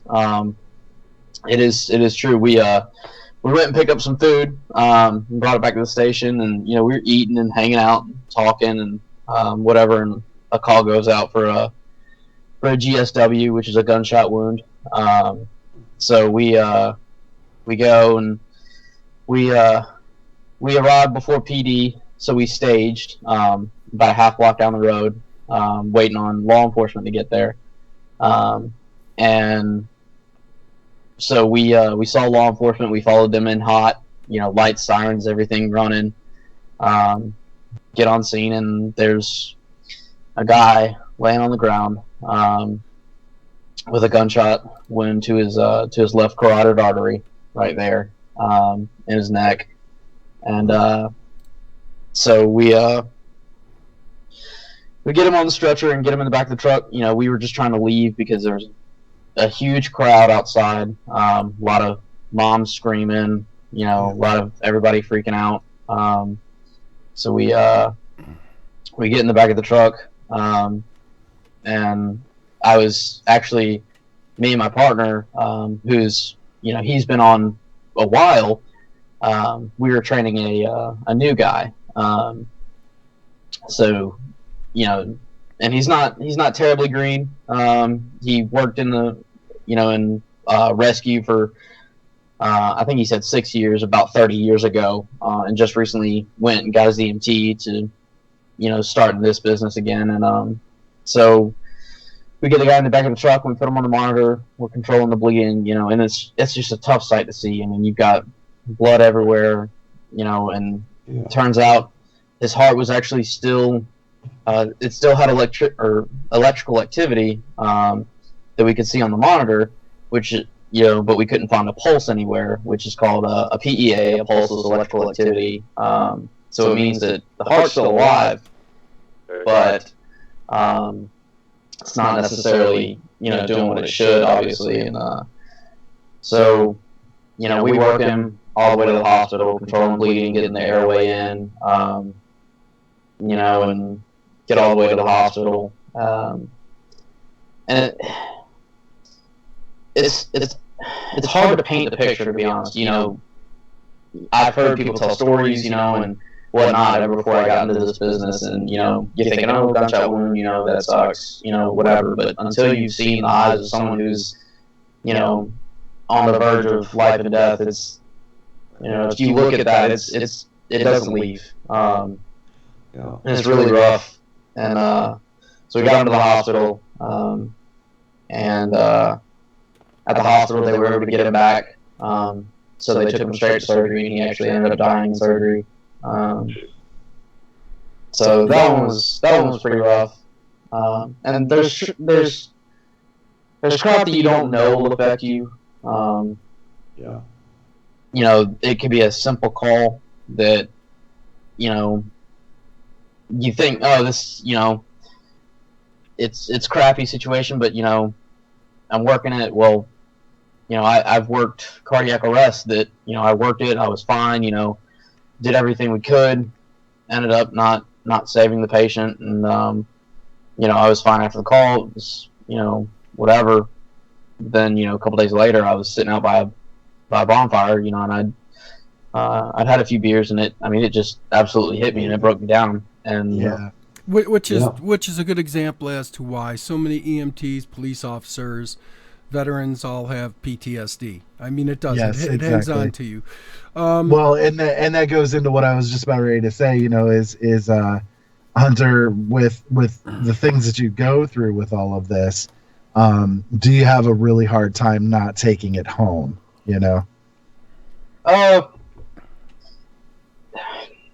Sometimes you do, sometimes you don't. It all varies. Like I said, things that you don't think ever will affect you do, and then, things that you think, you look at it and you're like, oh wow, that would be, that'd be traumatic, and I need to talk to somebody and all this stuff. Well, sometimes it just doesn't affect you. And it's all situation basis, you never know what's going to affect you, I guess. It's one of those things where I've always said, it's like driving down a highway with no brakes, and you throw in the gunshot wound, you throw in, all the different stresses, all the different everything else, and you're coming into rush hour. It's not an easy gig. It's not an easy gig, and I could get that.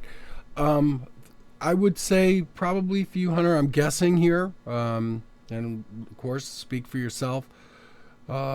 Children would have to be one of those things. That's what I was just about ready to bring up. For me, I know that would be the biggest impactor on me, is anything dealing with a kid. No one ever likes to work a kid. No one. You're never prepared for it, and that for sure never leaves you. In fact, we recently had one that was it was pretty bad. I didn't work it, but I knew both of the crew members that did, and it was a pretty terrible accident, where the woman had wrapped the car around the tree. She it was her and two little girls in the back. The car wrapped around the tree, caught fire. The driver and the girl behind the driver both burned alive. And then there was a 9-year-old that was in the rear passenger side seat, and she actually was able to get out of the vehicle, still on fire. And when the fire department showed up, she was still burning. So they extinguished the fire, and the crew that arrived on scene arrived soon after fire did. And so they had to deal with that. And she's last I heard, she was doing okay, but with burns you have a severe it's not just the initial, it's the aftermath of it, because even 5 minutes after the fire's put out, the body is actually still burning. Skin continues to burn. And then you have a lot of other issues that go into it, whether the fire got into the airway. You know what? Believe it or not, I had some stuff called aloe activator. I'm not sure if you're familiar. Kind of looks like water, and it's basically eye quality. And I would get a burn. My sister would burn herself cooking, and I'd put a little aloe activator on it, and in minutes the pain was pretty much gone, and the burn would heal, and you'd never even know there was a burn. Yeah. Aloe is the key word. Aloe. The big thing with burns is the rate of infection that comes from those is so high, you know. Well, not only the rate of infection, but if you have what's called a full thickness burn, which is where the burn will actually, burn all around the arm, the whole dermis and everything. The skin actually restricts down and becomes like a tourniquet. Yes. And they have to perform what's called a escharotomy, which is where you cut into it to relieve pressure. Yeah. And it's just, I've had that before myself. It's not a fun situation. Yeah, it's definitely not. But from last I heard, and that story on a decent note was the girl actually was doing decent. She did end up with approximately 40% burns all over her body, which is and critical. Then the way you determine like a mortality rate of a burn is to take the percentage of body burned, add the age of the patient, and you can kind of determine where you're at. So she has about a 50% chance of living, but she was almost immediately, once we got her to the hospital, she was almost immediately flown to the burn center in Georgia to be well cared for. So it's scary to even imagine, but I remember when we were training for that in the military, for possible burns and everything like that, and the determination for it. And it's incredibly spooky when you realize the severity of the different types of burns, from chemical burns to fire burns to, I mean, each one has its own element to it. And, boy. And do they have Hunter counselors for you guys when you come off of something that's so traumatic like that? Are they aware of it, or do they just ride it out through your shift? I mean, it's kind of like the military term, Charlie Mike. You got to continue mission. You go to the end, and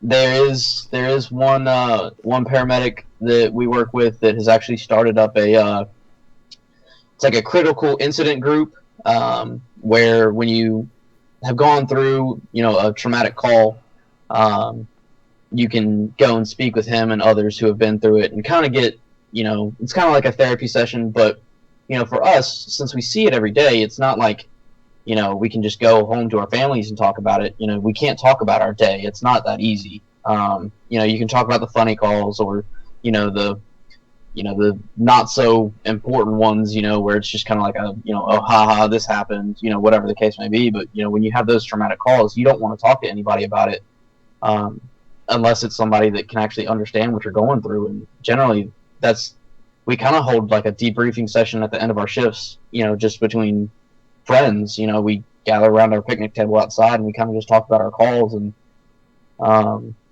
we're not just co-workers, we're family. We talk about everything that goes on and everything that affects you. And because most everybody's been there and has gone through traumatic stuff like that, and they can kind of give you direction on how to handle things.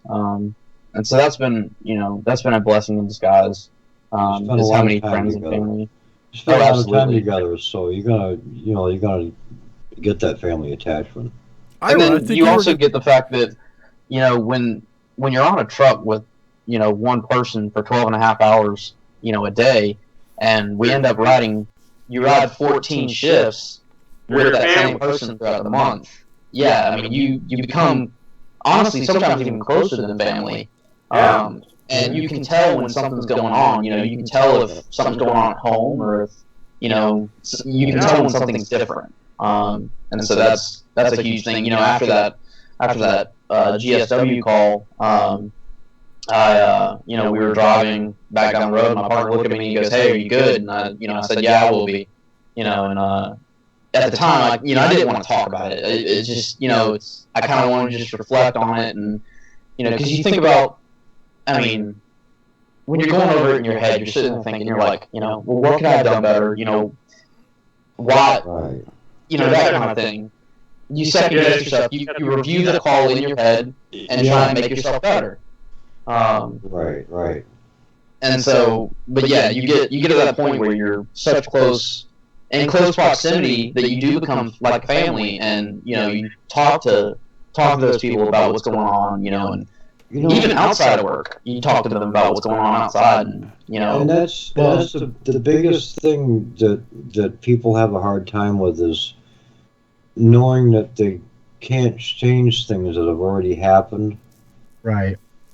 but still going over it and wishing they could. Sort of living through it at every moment. Yeah. Yeah. With what you're talking about right there, though, do your families get together with the families of the other, your partners, sort of as their own little support systems as well? Because I mean, they have to deal with you guys, coming home with the stuff or carrying it with you, So do they have like their own little support things that they do as well, or?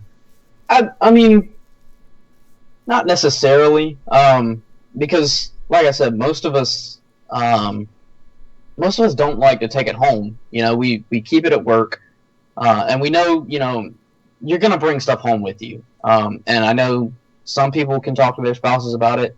I, for one, I've always been this way. I keep everything, to myself, and, or I talk with close friends about it. I have a friend that I actually work with that I met, when I started the job, and he's become such a close friend of mine. And we talk all the time, all throughout the shift, even if we're not working with each other, we talk.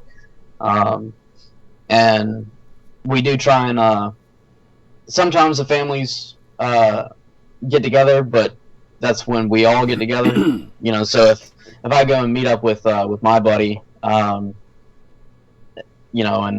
we just recently had one where we all went to Carolina Ale House and met up, and significant others came, my girlfriend came, everybody kind of brought their significant other, and we just hung out and we talked, and sorry, Mike.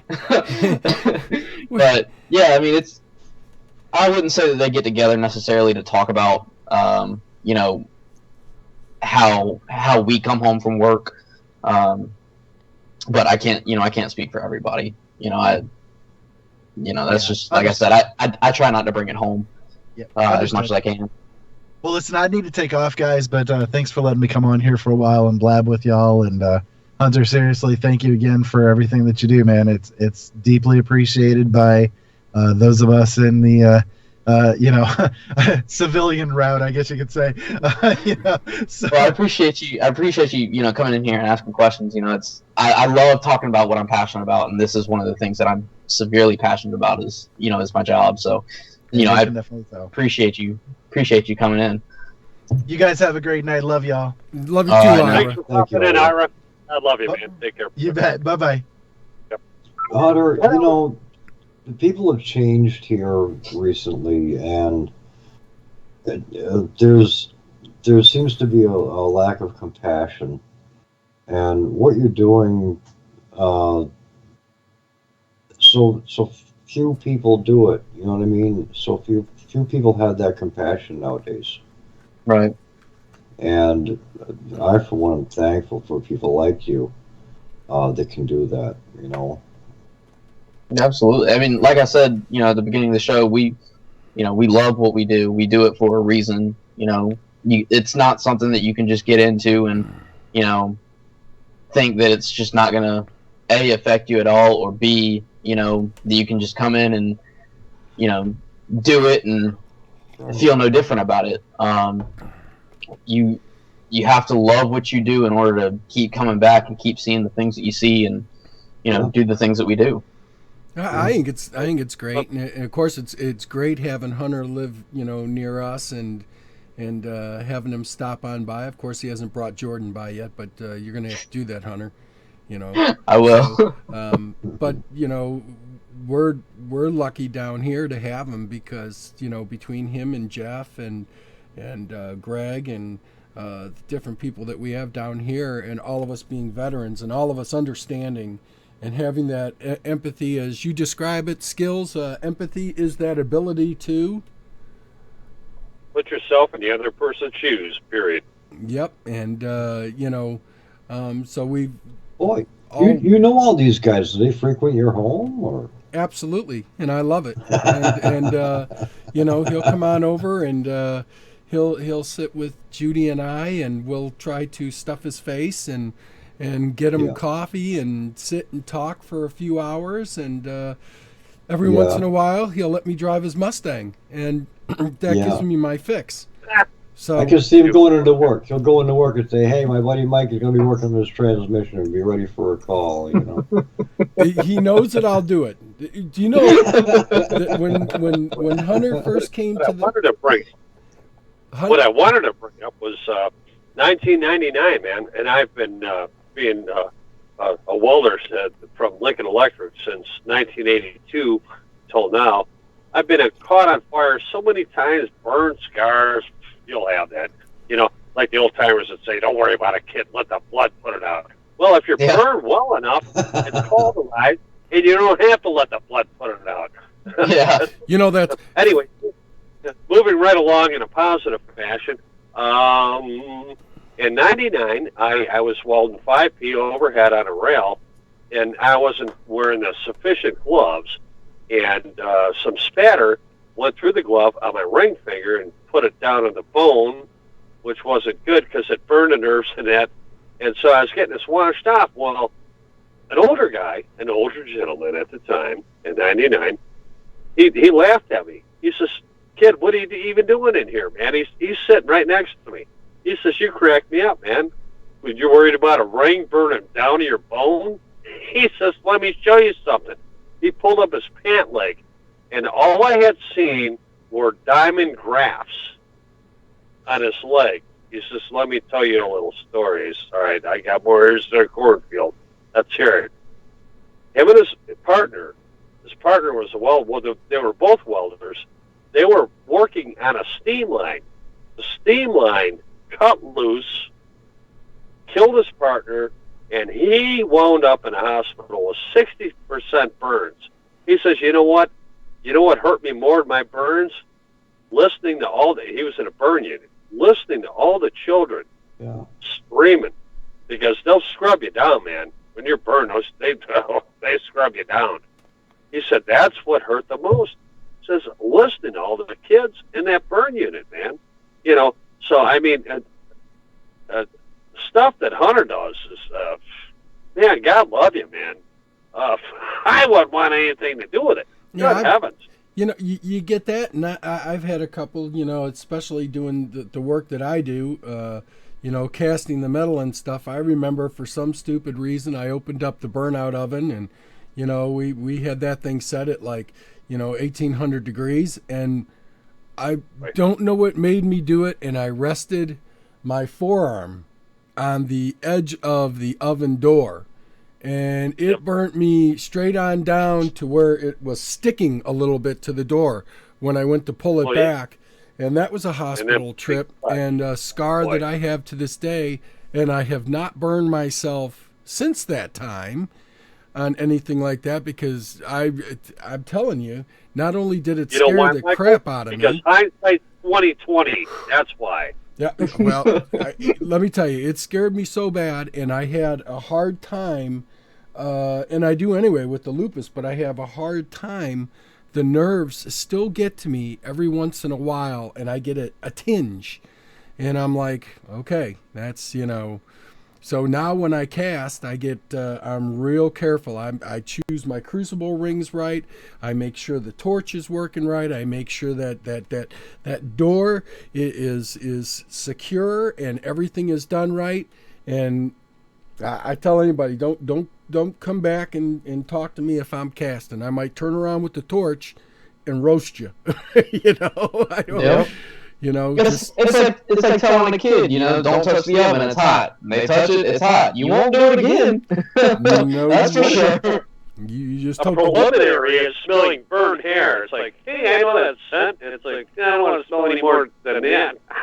Yeah, burnt skin has a whole different odor. I mean, it definitely does, and it sticks. It sticks with you. Yes, it does, and it's one of those things to where it's a pungent type. Ugh, it just isn't good, and I couldn't even imagine. And Hunter, going back, we were talking about the prank calls and stuff.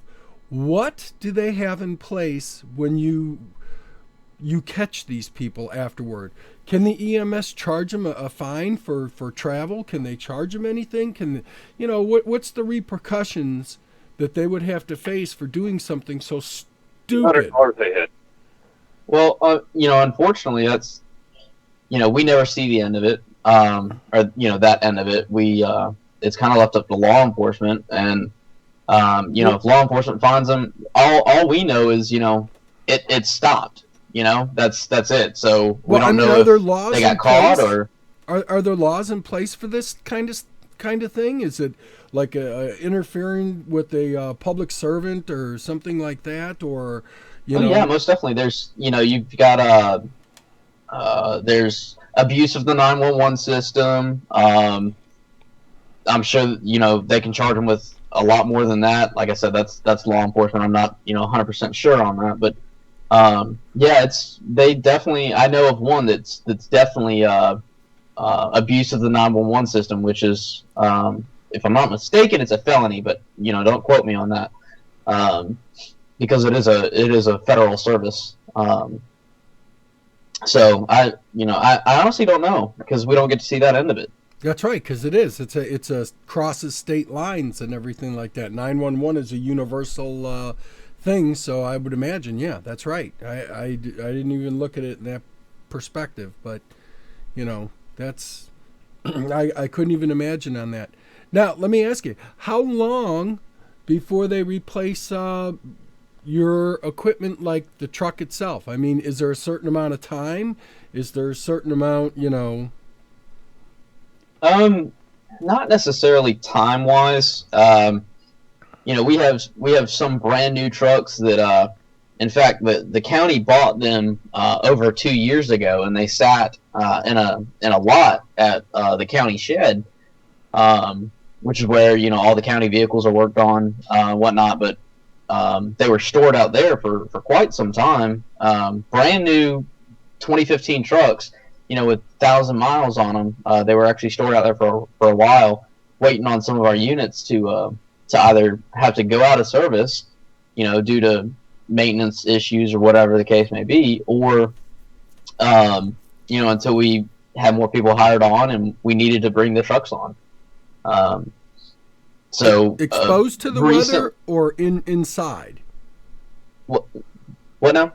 Is it are they exposed to the elements, or are they inside of a warehouse? No, they're exposed to the elements. Yeah, I mean, they were just anybody can ride by and see them. They're sitting, we still have a few that are sitting out there.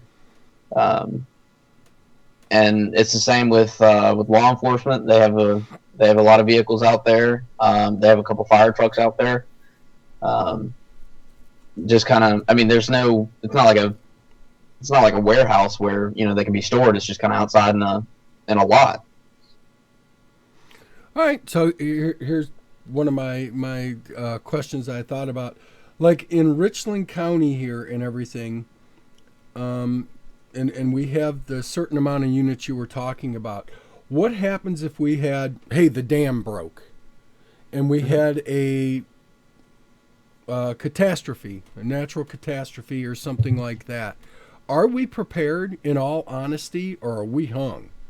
I mean... Oh, no, we are absolutely more than prepared. And that's kind of like a recent learning process, as we did have the flood, right? And then we had the hurricane. When the flood happened, it was definitely a bad time, because we weren't necessarily, I mean, like I said, we were always understaffed, but we were calling people in.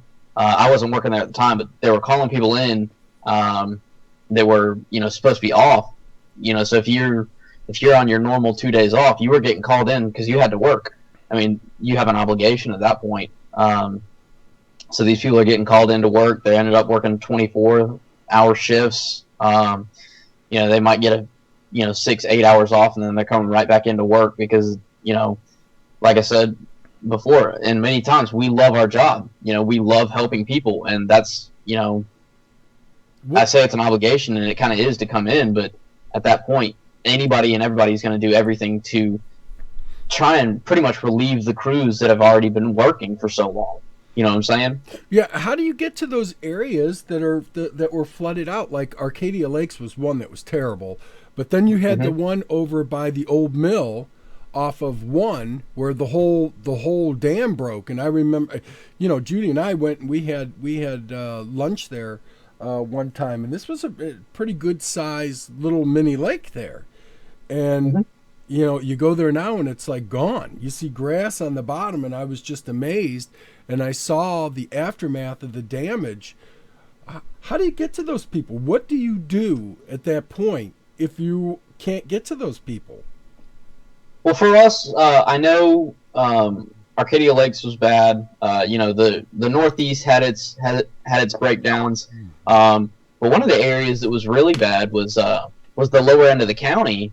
Down in Gadsden area and Horrell Hill, which are about 20 minutes outside of the city, but it's on the I keep referring to it as the lower end, but it's actually a lot of water collected there, and there were many roads out, and it was kind of just like I said before, we have our AVLs, and you kind of just have to look and try and find a route, and response times were crazy, but since we're in contact with dispatch, dispatch is in contact with law enforcement, fire, us, DOT, so we could kind of get a heads up, later on after, everything had flooded and whatnot.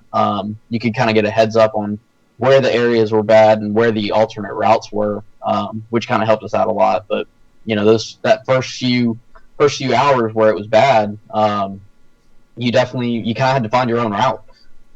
And there's still roads that are still closed down now. Yeah. Oh, yeah, I know. And judging, because I know Lake Murray is the second largest man-made lake next to Okeechobee in Florida. And of course we just got done finishing up a few years back the double wall that the backup dam wall, because of the terrorist attacks and everything like that they wanted to make sure they had another one there. I hope it holds. It remains to be seen. I don't want to test it because I'm shooting straight on up 26 West, heading right towards the mountain thing. If that thing goes, I'm on the right side too. But you look at all that stuff, and the amount of area that you cover. I mean, and like I said, we've learned a lot from the past, 2 years over, the flooding and the hurricane. For a while now, even before those two things happened, we had what they call an EOT team, and the EOT is a group of experienced paramedics, and they're the first responders to a mass casualty incident, or anything of that sort. So they're kind of like the front line for us. A bunch of well qualified, very educated, and very experienced paramedics, and a lot of them, I think actually all of them that are upper management are a part of that EOT team. And we all do continuing education together, and but we have many resources available to us in case of some natural disaster or mass casualty incident. So, all right. So my last thing here, I wanted to ask you, because I know these guys have more questions too. what kind of training does it take, and then like how many extra credit hours and everything like that must you obtain, and how often do they test you for that stuff? I mean, I can only imagine. I've watched you kind of go through this whole thing. And can you use your military training? I mean, does that help you? Because it has to be, with the military, it's pretty intense because they set you up for a combat situation. I know we were for casualty. Absolutely. We can use our, I can use my military education. Every 2 years, your national registry for emergency medical technician expires. And you have to continually renew that over those 2 years by getting 40 credit hours. Now, those credit hours, for me, are done through the military, but also done through, we do training classes once a month, where we go in and a doctor comes in that's in his residency from Richland ER, and he comes in, he actually gives a presentation, and that's how we keep up our continuing education, is by doing these classes once a month. And they're very informative, very helpful. These doctors, they know, obviously a lot more than we do. And so we kind of get the other side of things. Not often do we actually get to witness what goes on in the ER. So they bring a lot of experience to the table, and we definitely get a lot of help from them. Skillzzz, Papa? Well, I'm all set. You did a great job. I mean, pretty thorough. I don't have any questions. Yeah, I appreciate it. And I think Skillzzz is still there. Yes, I am. Yeah, it's here's another question that popped out. In the United States, and you probably don't know the answer to this, do we have an adequate amount of EMTs? I mean, is it a field that is stopped? It's a field that's lacking. It really is. Yeah. As I said before, a lot of services struggle with some staffing issues. We do get by. We do everything to the best of our abilities, but there's been staffing issues, as far as I know, in our county and all the surrounding counties. It's definitely an issue, and a lot of the people that I work with actually have secondary jobs, and they work 911 for somewhere else as well. To try and help staffing, A, but B, get their money up. Well, that's like everywhere through all of the healthcare industry. It's all the way through it. Mm-hmm. So, well, you can only successfully work with what you have to work with. Period. Mm-hmm. So if you have an incident like Katrina, okay, and it's critical, and it's in another state, and we had so many, or 9/11, and we had so many different states go on up to help, took their ambulances on up there, took their fire trucks on up there, did everything to go in there and try to help out. At that point, who exactly runs that whole thing? That's a good question. It kind of depends on where it is. I know that. Here's an example. The dam broke here. Okay, the dam broke. Okay, well, if the dam broke here, honestly, that's going to be your three directors. So we have the director of EMS. He would get together with the chief of fire and the chief of police, and they would, coordinate everything together. EMS kind of takes a back burner sometimes, because depending on depending on the case, I can even break this down to a smaller scene. In the case of a fire, EMS is secondary. The focus is getting people out, but EMS can't go into a burning building, so fire is going to take command. Oftentimes, fire is going to show up with a lot more people as well. So you've got fire taking command until we can get patients in, and then we take command of our own little area. In the case of a mass shooting, police are going to take command of that scene first because, again, safety is our, primary objective for, our crews and then, our patients Now, after that. how many crews would they send to a BLM roadblock? Oh. I don't know that they actually. I wasn't working there. Of course, it would be an unsuccessful one. You know that, right? Yeah. At the time, I wasn't working there when that was going on here. I don't know that they had. We kept units downtown at our headquarters in case a call did go out, but I don't believe they had anybody standing by right there, and I'm not 100% sure on that. They could have, but like I said, that was before me. Our fire chief had been dismissed because of that incident, and I got to tell you, I stood behind him.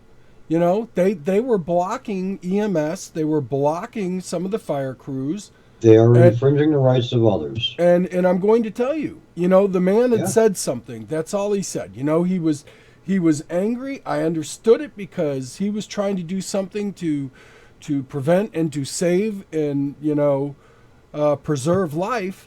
And these Moyucks came in and created a mess. And there was no reason for it. In an official capacity, I cannot, I can't state an opinion like that. Right. I can, however, there are facts that, I can state the county vehicles were blocked, and it did cause a problem, and that's everywhere. Ambulances have been blocked multiple times by protesters, and it is a huge problem, and it actually causes more problems and more calls for us because people end up getting hit. And I can tell you what the facts are. The facts are they have a right to protest. It's also a fact that they don't have a right to infringe on the rights of others, and that includes travel. I'm just like a dirty shirt. Carry on. Then I'm coming in. They don't have that right. Okay, they have a right to protest, to do a peaceful protest, but to block traffic, they don't have that right. No, they don't. They don't, and nor should they. You're absolutely right, Papa. Nor should they. And of course, Hunter is not stating any type of opinions or anything like that. He's just, he told us the facts. That's it, and nothing else. So, he can't take a stand one way or the other. He's neutral. Right. I'm solely here to help the public. I mean, right. Whatever my opinion might be stays to myself because yes. Yes. Well, hey, look it up. The way this is the way rights work. Yeah. Yeah, this is our three opinions of it. Our just Papa and Skillzzz and myself. This is an opinion. This is the way it is. Yeah, it comes with rights. Here's the way I see it. All right, look. All right, you want to protest? All right, get on the sidewalk. You're going to be in the street blocking what, the EMS? Yeah, really? Well, while you're blocking that, how do you know that your mother or father isn't currently in the back of that truck? All right? So guess what? You either become a phone ornament or a speed bump.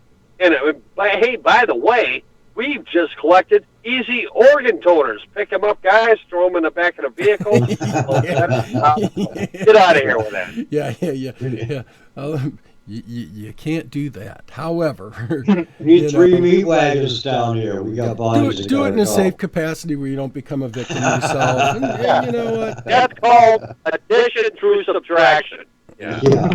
It's called natural selection, and it's not. There you go. Yeah, it's not a good choice. I mean, Hey, but That's like that ring thing with a couple of the prongs. Here, stick this into the,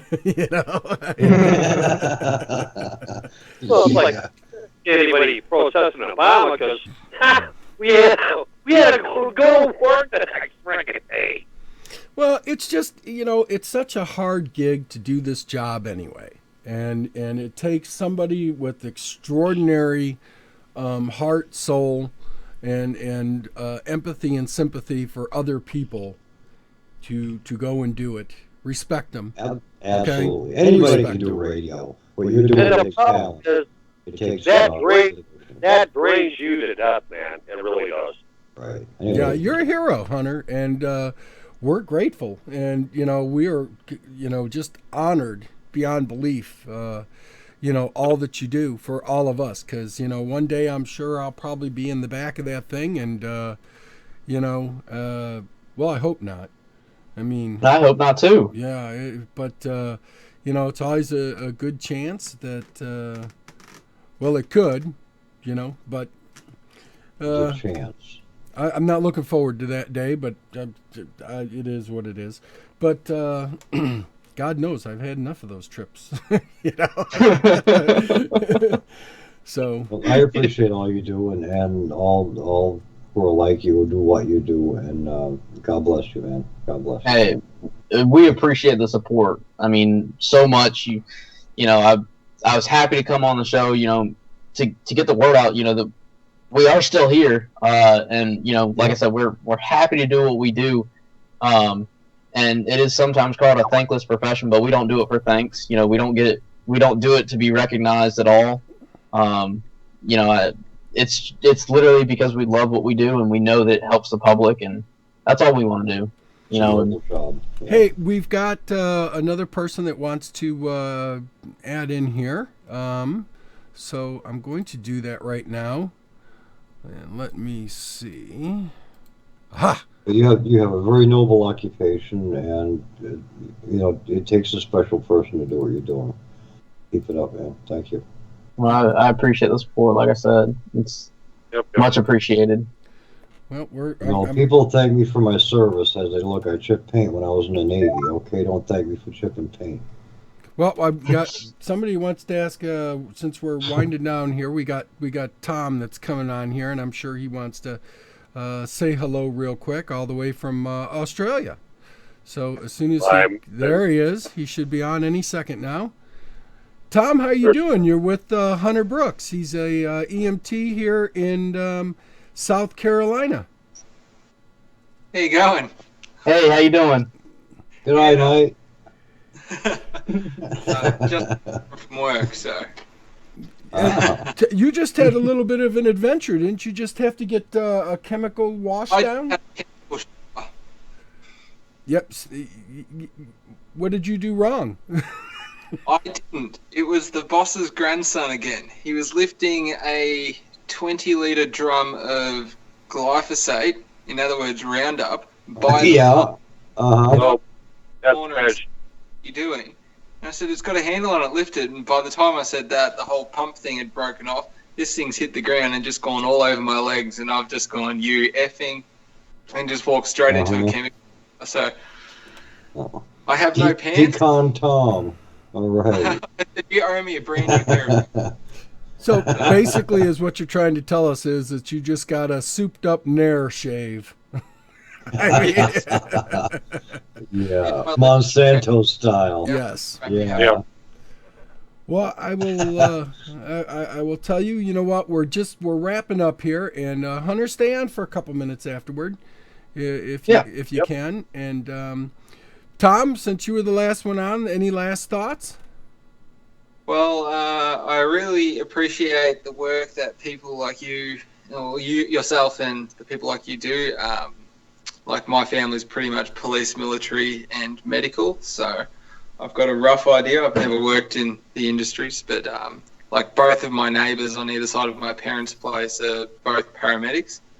One of them does the counselling for other paramedics who attend car accidents, that sort of thing. Mm-hmm. But yeah, what you guys do is just a fantastic job, and we really do appreciate it. Well, thank you. Like I said, we appreciate all the support. I mean, it's It's I know I speak for myself and a whole bunch of other people that I work with that, you know, we may not get thanks, but, you know, again, we don't do it for that. We do it for helping. You know, just that's what we love to do. Do because it needs to be done. And I do appreciate, you know, I may not know them, but I appreciate anybody that's in public service. So if you happen to see your paramedic neighbors and your family, tell them that, you know, from the bottom of my heart, I appreciate what they do. You know, it's one big family, to be honest with you. It is. Everyone looks after each other. Yeah, definitely. Yeah. Papa, how about you? How about me? No, all I want to say is, you know, thanks for listening, putting up with us for the past 3 hours. Head on over to Late Night in the Midlands, lnmradionetwork.com. Click on that donate button or subscribe. Get into the archives. We've get about 10 years of worth of archives in there. It's really good stuff. And that's about it. Skillzzz. Why, good heavens, and once again, guys and gals, thank you for listening into our show with a fantastic guest, Mr. Hunter Guy. And he goes beyond apathy, such as we do, and takes care of business, man. And it's critically important. And he does it every day, where he has to watch not only himself out of the gate, but his partner indeed, and then take care of patients as well on a continuous and regular basis. And there you have it. Enough said. Carry on, Michael. All right. Well, now that we're getting ready to wrap on up, another wonderful Monday of Show Us, Don't Tell Us, which is now Tuesday, the 6th. Please, if you're a veteran out there, if you're an EMS, if you're a police officer, hospital worker, or anybody else out there, it doesn't even have to be within that field. It can be anyone that's suffering with PTSD. Please go and seek out help, okay? You know, there's a lot of wonderful web pages out there, and there's a lot of wonderful folks out there trying to donate their time and do things. And Lift for 22, such a special group. Carter Davis is, you know, I believe one of the, you know, is the founder of that group. And they give out gym memberships. They're a 501c3. So, you know, it's a nonprofit organization. They count on our donations, your donations, to give veterans an outlet, you know, that can get them into the gym, get them, you know, get their minds right, kind of get that anxiety, that frustration, and everything else out, and put it in the gym and you know, clear their heads. And I can't thank them enough for that. And, you know, for the other pages, if that's not your thing, you know, for the other pages, Formation 22, some of the other groups that are out there's a variety of them out on the internet that you can go to. Don't be a victim, okay? Don't make yourself a victim. Don't think that you're not important to this world. You are. You're our brothers and sisters. As a veteran, I'm telling you, you're my brothers. You're my sisters. Okay, be good to each other. Watch over each other. Know the signs. Get help, okay? Please. 22 a day is it's just too much, and we got to stop it. So we got to do it together, and that's what we got to do. We got to watch each other's back, watch each other's six. To the rest of the world on out there, you know what? I hope that you have a great week this week. Give a lot of love towards each other. Keep the faith. Yeah, it doesn't hurt to have a little smile and everything else. What you put out is what you're going to get back in this world. So, you know, and to the kids on out there doing these drugs that we talked about tonight, please get help, okay? And a big thank you to the occupational heroes. You know, Yes. the ones that are paid to save lives daily. Yes. Yep. So, you Other know, but guys and gals, see us. yes, and you know, be good. Get off the drugs. Get clean, man. Live a good, clean life, okay? We need that. And until next time, I'm going to tell you, thank you for joining us on Show Us, Don't Tell Us. And folks, we are out of here.